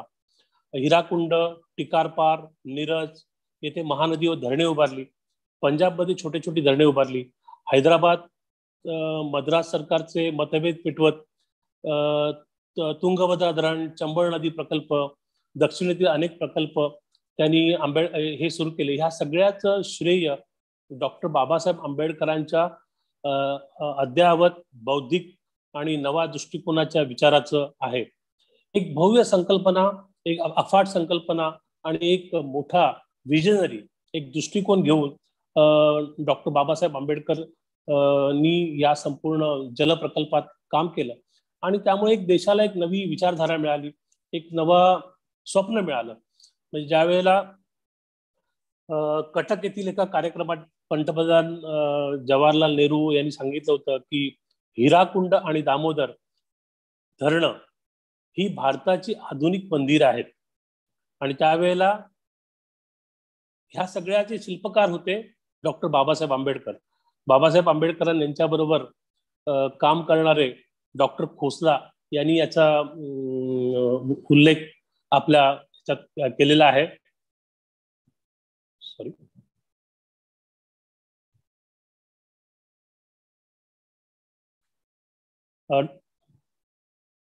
ऐकू येते? हॅलो, हो हो ऐकायला येते. Okay okay, thank you.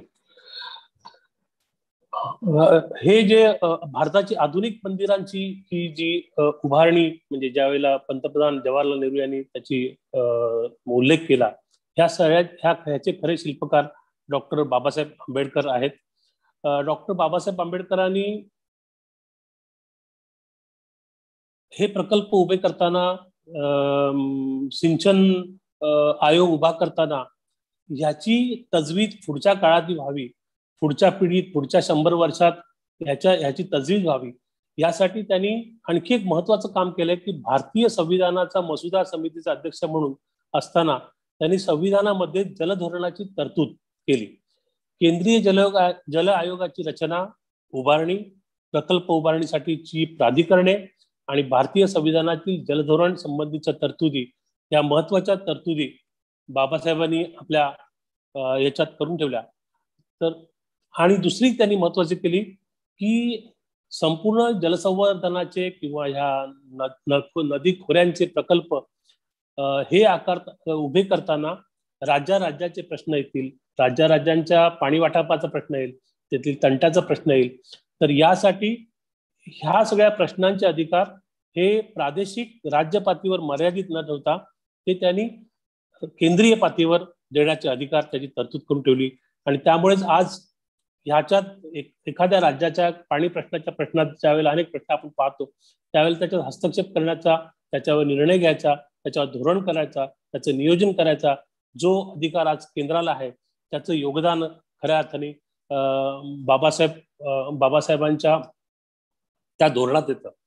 मला नेहमी जाणवतं की जलप्रश्नांवर, पाणी प्रश्नांवर ही एक अत्यंत व्यापक आणि एक विश्वव्यापी खरं तर म्हटलं पाहिजे की एक जी नीती आणि जे धोरण बाबासाहेबांनी दिलं याचं काय कारण असू शकतं. मला ज्यावेळेला ह्या सगळ्याकडे जाताना आठवतं की बाबासाहेब म्हणजे अत्यंत बुद्धिमान बाबासाहेब होते हे तर जगाला माहिती आहे, पण बुद्धिमान असताना सुद्धा की त्यांचा सगळा विचार हा त्यांच्या माणसाशी निगडित होता. त्यांचा विचार हा फक्त त्यांच्या मांडणीशी निगडित नव्हता. एक पेपर मांडणी करणं, त्याचं सादरीकरण करणं, त्याचे पेपर जागतिक पातळीवर मांडणं एवढ्यापुरते बाबासाहेब मर्यादित नव्हते. तर बाबासाहेबांची नाळ ही इथल्या सर्वसामान्य अत्यंत तळागाळातल्या वंचित उपेक्षित घटकाच्या, दलित घटकाशी जोडलेली होती आणि त्याचा प्रत्यय त्याच्यात सातत्याने येत राहतो. ज्या वेळेला बाबासाहेब आंबेडकर शाळेत जात होते त्यावेळेला त्यांच्या शाळेचा उल्लेख आहे की त्यांना शाळेच्या मधल्या सुट्टीत ज्या वेळेला पाणी प्यायचं असायचं त्यावेळेला त्यांना पाणी स्वतः घेता येत नव्हतं. तर तिथला शिपाई किंवा सवर्ण त्यांना वर्ण पाणी होत होतं आणि त्या ओंजळीतनं ते पाणी पित होते. आणि ह्या ज्या ओंजळीतनं पाणी पिण्याची त्यांच्या सल होती ती सल त्यांच्या संपूर्ण, त्यांना जाणवत की संपूर्ण दलित समाजातली ती सल होती, दलित समाजाचं ते दुःख होतं.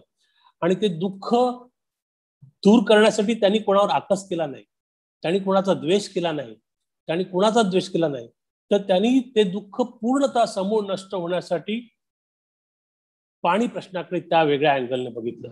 त्यामुळे ज्या वेळेला 20 मार्च 1927 रोजी महाडचा 14 तळ्याचा सत्याग्रह झाला, की ज्या वेळेला ह्या देशाला लादलेली, ह्या देशाला सातत्याने हजारो वर्ष या देशातल्या अनेकांना वेठीस धरणारी, गुलामगिरीत ठेवणारी, लाचार करणारी, अत्यंत उपेक्षित, वंचित आणि लांछनास्पद वागणूक देणारी जी मनुस्मृती होती, ती मनुस्मृती त्यांनी तिथे दहन केलं. आणि त्याच वेळेला त्यांनी महाडचा सत्याग्रह करून महाडच्या 14 तळ्याचं पाणी प्राशन केलं. हा पाण्याचा त्यांचा धागा 1927 नंतर आपल्याला लक्षात येईल की ह्या जलसिंचनापर्यंत येऊन पोचतो. आणि त्या जलसिंचन ज्या वेळेला ते केंद्रीय मंत्री होते, केंद्रीय मंत्री व्हायसरॉयच्या काळात होते 1942 मध्ये, त्या 4 वर्षाच्या काळात त्यांनी त्याचा उपयोग देशाचं जलधोरण बदलण्याचा, देशातल्या प्रत्येक उपेक्षित, वंचित सगळ्या घटकाला मुबलक पाणी त्याच्यापर्यंत पोहोचत जाईल. ह्या देशात जी पाणी ही संपत्ती आहे, ही पाणी संपत्ती फक्त व्यक्तीची नाही, जलसंपत्ती ही जलसंपत्ती फक्त नाही, ती संपत्ती सर्व जनतेची आहे. हा जो मेसेज होता, हा जो धोरणाचा हा होता, तो त्यांनी दिला. बाबासाहेबांनी हा संदेश ह्या माध्यमातून देतानाच पाण्याच्यावर जो वेगवेगळे मांडण्या केल्या, तर त्या मांडण्यातूनच त्यांनी पुढे संपूर्ण घटनेत, भारतीय घटनेत तो आणला, जलसिंचन आणला, त्याचे धोरणात्मक निर्णय घेतला. आणि त्याच्याही पुढचा विचार बाबासाहेबांनी केला होता की बाबासाहेबांना जाणवत होतं की ह्या देशात एका बाजूला पाण्याचे पूर होऊन संपूर्ण पूर येत आहेत, संपूर्ण उद्ध्वस्त होत आहेत, आणि त्याच वेळेला दुसऱ्या बाजूला पिण्यासाठी पाणी नाहीये, लोकांना पिण्यासाठी पाणी नाही, शेतीसाठी पाणी नाही, पाण्यासाठी वंचित लोक आहेत. तर ह्यासाठी त्यांनी आणखी एक व्यापक स्वरूपाचा विचार त्या काळात म्हणजे 1942 ते 46 या काळात केला होता. तो म्हणजे शोष नदी खोरे प्रकल्प. शोष नदी खोरे प्रकल्प, हिराकूड प्रकल्प, कोसी नदी खोरे प्रकल्प, चंबळ नदी खोरे प्रकल्प, हा बहुउद्देशीय प्रकल्पाला त्यांनी चालना दिली होती. त्यात त्यांचा दृष्टिकोन असा होता की ज्या वेळेला हिमालयातला बर्फ वितळू लागतो, त्यावेळेला गंगा आणि यमुनेला पूर येतात, आणि त्याच वेळेला हे शोष नदी खोरे प्रकल्पात मात्र पाणी नसतं. तर त्यामुळे हे पाणी ह्या पुरांवर, गंगा आणि यमुनेच्या पुरांवर नियंत्रण मिळवायच्यासाठी त्याचं पाणी ह्या नद्यांना जर जोडलं तर त्यातून पूर्ण नियंत्रण होऊ शकेल, दुष्काळग्रस्त भाग वाचू शकेल, सर्वांना शेतीला पाणी मिळेल, आणि शेतीला पाणी मिळेल तर देशाचं शेतीचं उत्पन्न वाढेल, माणसांचं दरडोई उत्पन्न वाढेल. आणि हाच तो प्रकल्प की ज्याला नदी जोड प्रकल्प म्हटलं जातं. आता नदी जोड प्रकल्पानंतर गेल्या 60 वर्षात काय प्रत्यक्ष अंमलात आणला नाही. त्याच्यासाठी काही मंत्रिमंडळ आली, काही लोकांना पदं दिली गेली, काही जणांना अधिकार दिले गेले, पण त्याची प्रत्यक्ष राबवणी होत नाही. त्यामुळे बाबासाहेबांचा हा जो विचार आहे, हा विचार पुढे नेण्याचं काम तितक्या ताकदीने होऊ शकलं नाही. आज आपल्या लक्षात येत आहे की बाबासाहेबांनी ह्या म्हणजे महानदी आणि ह्या सगळ्या प्रकल्पात प्राधान्याने तिथल्या पुनर्वसन, तिथल्या विस्थापितांचं पुनर्वसनाचंही धोरण केलं होतं. मात्र प्रत्यक्षात आजही तुम्हाला लक्षात येईल की कोयनेचा प्रकल्प इतके वर्ष होऊन सुद्धा कोयनेच्या प्रकल्पग्रस्तांचा पुनर्वसन पूर्णतः 100% आजही झालेलं नाही, असे प्रश्न सातत्याने उत्पन्न होतात. आजही आम्हाला आमच्या पाण्याची किंमत नाहीये. आज असं लक्षात येत असेल की जर कोकणाचा विचार केला तर ही इथे संपूर्ण दाभोळची खाडी, संपूर्ण लोट्याचा माळ, काही औद्योगिकरणाच्या नावाखाली, औद्योगिकरणाच्या धोरणात, काही छोट्याशा मिळणाऱ्या रोजगाराच्या ह्याच्यात किंवा उद्योजकांना मिळणाऱ्या फायद्यात संपूर्ण दाभोळ खाडी उद्ध्वस्त करण्याचं ही होती. दाभोळ खाडी पूर्णतः उद्ध्वस्त केली जाते आणि त्याकडे कोणी बघत नाही. म्हणजे आमच्याकडे असणारे पाण्याचे स्रोत, पाण्याचे उपलब्ध संसाधनं ती आम्ही नष्ट करतोय. मात्र बाबासाहेबांचा हा विचार घेऊन जर आम्ही पुढे गेलो तर ही संपूर्ण संसाधनं अधिक आपण विकसित करू.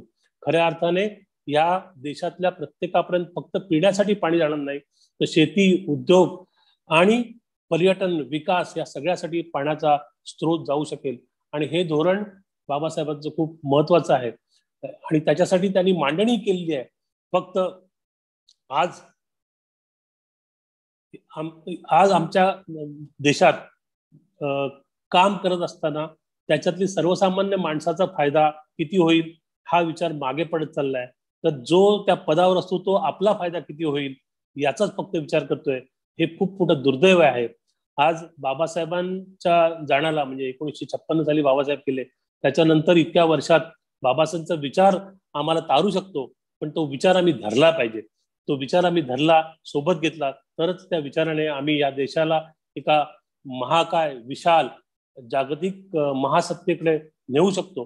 पण त्यासाठी बाबासाहेबांचा विचार महत्वाचा आहे आणि तो आम्ही घेऊन मग पुढे गेलं पाहिजे.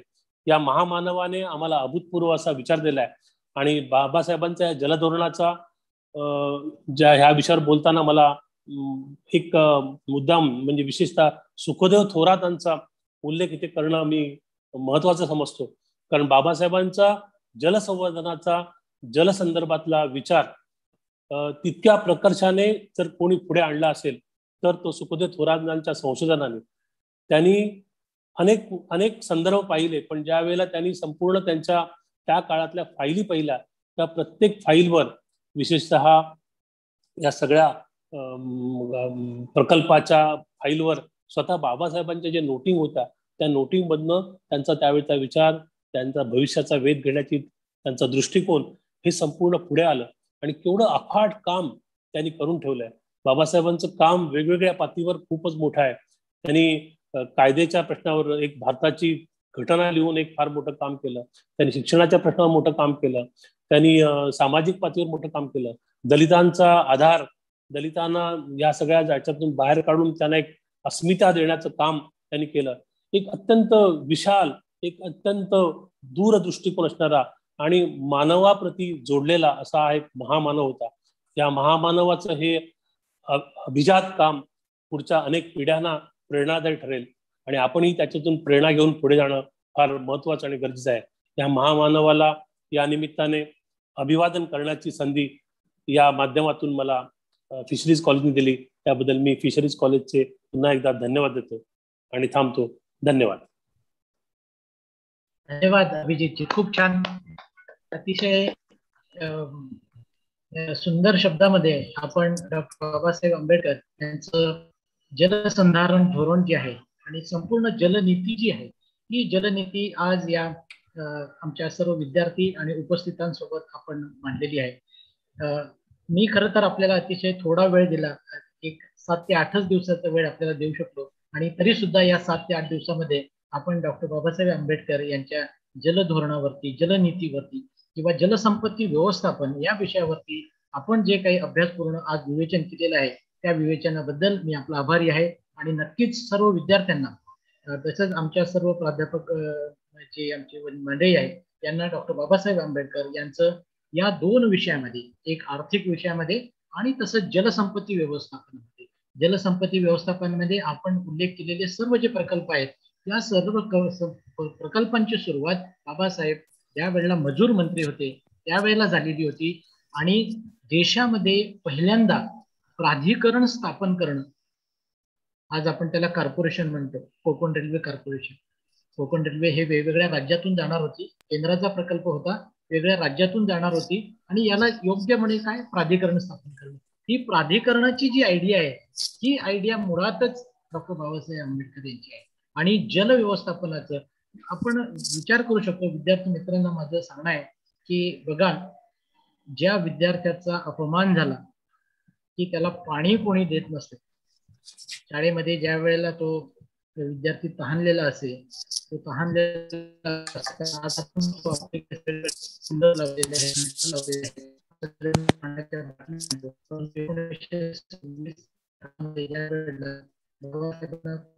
तयार नव्हते. तर मग आजचं युवक म्हणतो की माझा जर का अपमान झाला, शस्त्र हातामध्ये घे.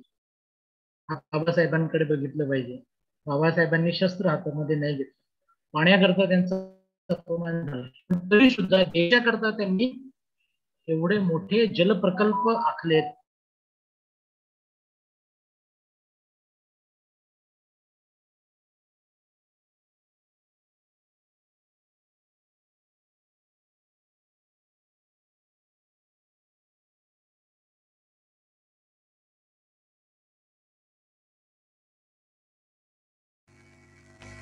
भारतरत्न डॉक्टर बाबासाहेब आंबेडकर यांच्या जयंतीनिमित्तानं हा कार्यक्रम आपण आभासी व्याख्यान कार्यक्रम आपण ऐकत पाहतात.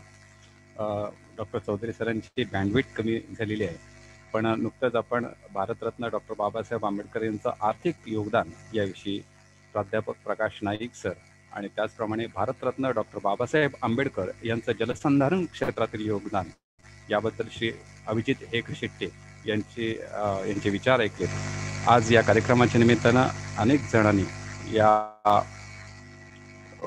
आभासी व्याख्यान कार्यक्रमात सहभाग घेतला आणि कार्यक्रमाच्या शेवटाकडे आपण आता जात असतानाच या कार्यक्रमाचे आयोजक असलेले राष्ट्रीय सेवा योजनेचे कार्यक्रम अधिकारी श्री साईप्रसाद सावंत सर यांना मी विनंती करतो की त्यांनी या कार्यक्रमाचं आभार प्रदर्शन करावं. धन्यवाद सर. व्हिडिओ चालू कर.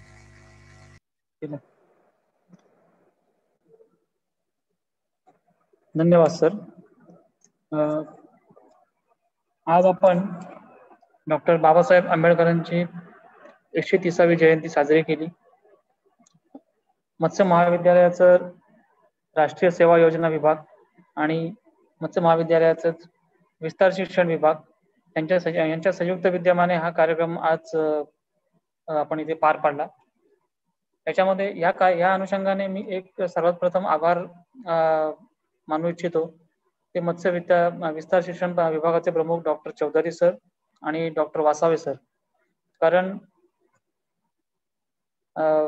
कोविड पॅन्डेमिकच्या पार्श्वभूमीवरती हा कार्यक्रम अजून चांगल्या पद्धतीने प्रत्यक्षरित्या पार पडणं अशक्य होतं, परंतु हा कार्यक्रम आपण चांगल्या पद्धतीने पार पाडू शकतो आणि तोही आभासी व्याख्यानाद्वारे, म्हणजे आपण वेबिनार जे म्हणतो. ही कल्पना सत्यात उतरवणं, प्रत्यक्षात उतरवणं याच्यासाठी जे प्रयत्न घेतले आणि जे आज सक्सेसफुली पार पडली याच्यासाठी जे प्रयत्न घेतले ते डॉक्टर चौधरी सर आणि वासावे सर यांचे मी खरोखर मनापासून आभार मानतो आज या प्रसंगी. त्याचबरोबर हा कार्यक्रम जेव्हा कार्यक्रम प्लॅन करण्यात आला आभासी व्याख्यानमालेच्या अनुषंगाने, त्यावेळेला त्याच्यामध्ये जो सगळ्यात प्रमुख जो आपण रोल म्हणतो किंवा त्याच्यामध्ये प्रमुख वाटा आहे तो जे आमचे व्याख्याते होते आज प्राध्यापक प्रकाश नाईक सर व प्राध्यापक अभिजित शेट्टे सर यांनी आज खूप मोठं एक माहिती आम्हा सर्व कर्मचारी म्हणजे सर्व प्राध्यापक वर्ग, सर्व आमचे विद्यार्थी वर्ग यांना दिली.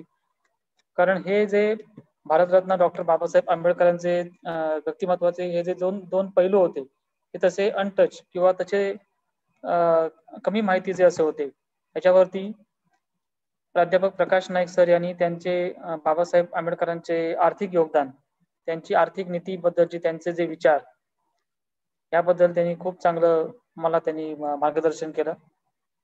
त्याचबरोबर प्राध्यापक अभिजित शेट्टे सर यांनी बाबासाहेबांचे जलसंधारण किंवा जलनीती, जल व्यवस्थापनासंबंधीचे त्या काळातले त्यांचे विचार जे आज आपण अंगीकारतोय आणि अजूनही ते प्रत्यक्षात उतरत नाहीयेत, पण ते किती प्रभावी आहेत याबद्दलची त्यांनी जी जाणीव करून दिली, माहिती करून दिली, या सर्व गोष्टींची आम्हाला माहिती या दोन प्राध्यापक मंडळींनी आम्हाला करून दिली. मी त्यांचे आभार व्यक्त करतो. राष्ट्रीय सेवा योजना आणि आमचं मत्स्य महाविद्यालय यांच्यातर्फे त्यांचे आभार व्यक्त करतो मी. त्याचबरोबर या कार्यक्रमासाठी, या आभासी व्याख्यानमालेच्या कार्यक्रमासाठी, या जयंतीचा आपण आज जो कार्यक्रम साजरा केला त्यासाठी जे आमचे सर्व विद्यार्थी वर्ग, नंतर सर्व कर्मचारी, सर्व प्राध्यापक वर्ग हे झूम व युट्यूब लिंकद्वारे या कार्यक्रमाला उपस्थित राहिले, त्यांनी या कार्यक्रमातून चांगली माहिती घेतली, तर त्यांचे मी आभार इथे व्यक्त करतो. आणि ह्या सर्वात शेवटी मी आभार व्यक्त करेन ते आमच्या मत्स्य महाविद्यालयाचे प्राचार्य डॉक्टर शिंगारे सर यांचे, कारण ही सर्व गोष्टींची मांडणी करणं आणि त्याच्यासाठी त्यांनी सरांनी आम्हाला परवानगी दिली. त्यामुळेच चौधरी सरांना, वासवे सरांना आणि आम्हाला हा कार्यक्रम सक्सेसफुली पार पाडण्यात यश आलं आम्हाला. तर त्यांचेही, सरांचेही मी आभार मानतो, शिंगारे सरांचे.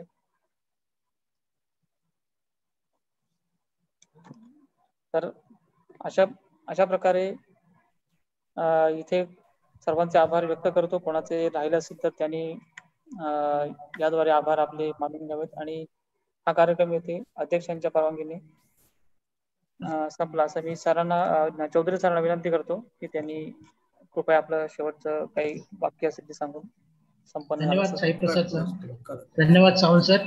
आणि आजचा हा 130व्या जयंती निमित्त आपण आयोजित केलेला आभासी व्याख्यानाचा कार्यक्रम, यातून दोन पैलू जे आहेत, एक आर्थिक योगदान आणि जलसंधारणाचं कार्य, हे आपल्या सर्वांसमोर मांडण्याची संधी मिळाली, त्याबद्दल आपण सर्वांचे आभार मानतो. आणि आजचा हा कार्यक्रम येथे याला पूर्तता अर्पण करतो अशी मी, धन्यवाद. आपण सर्व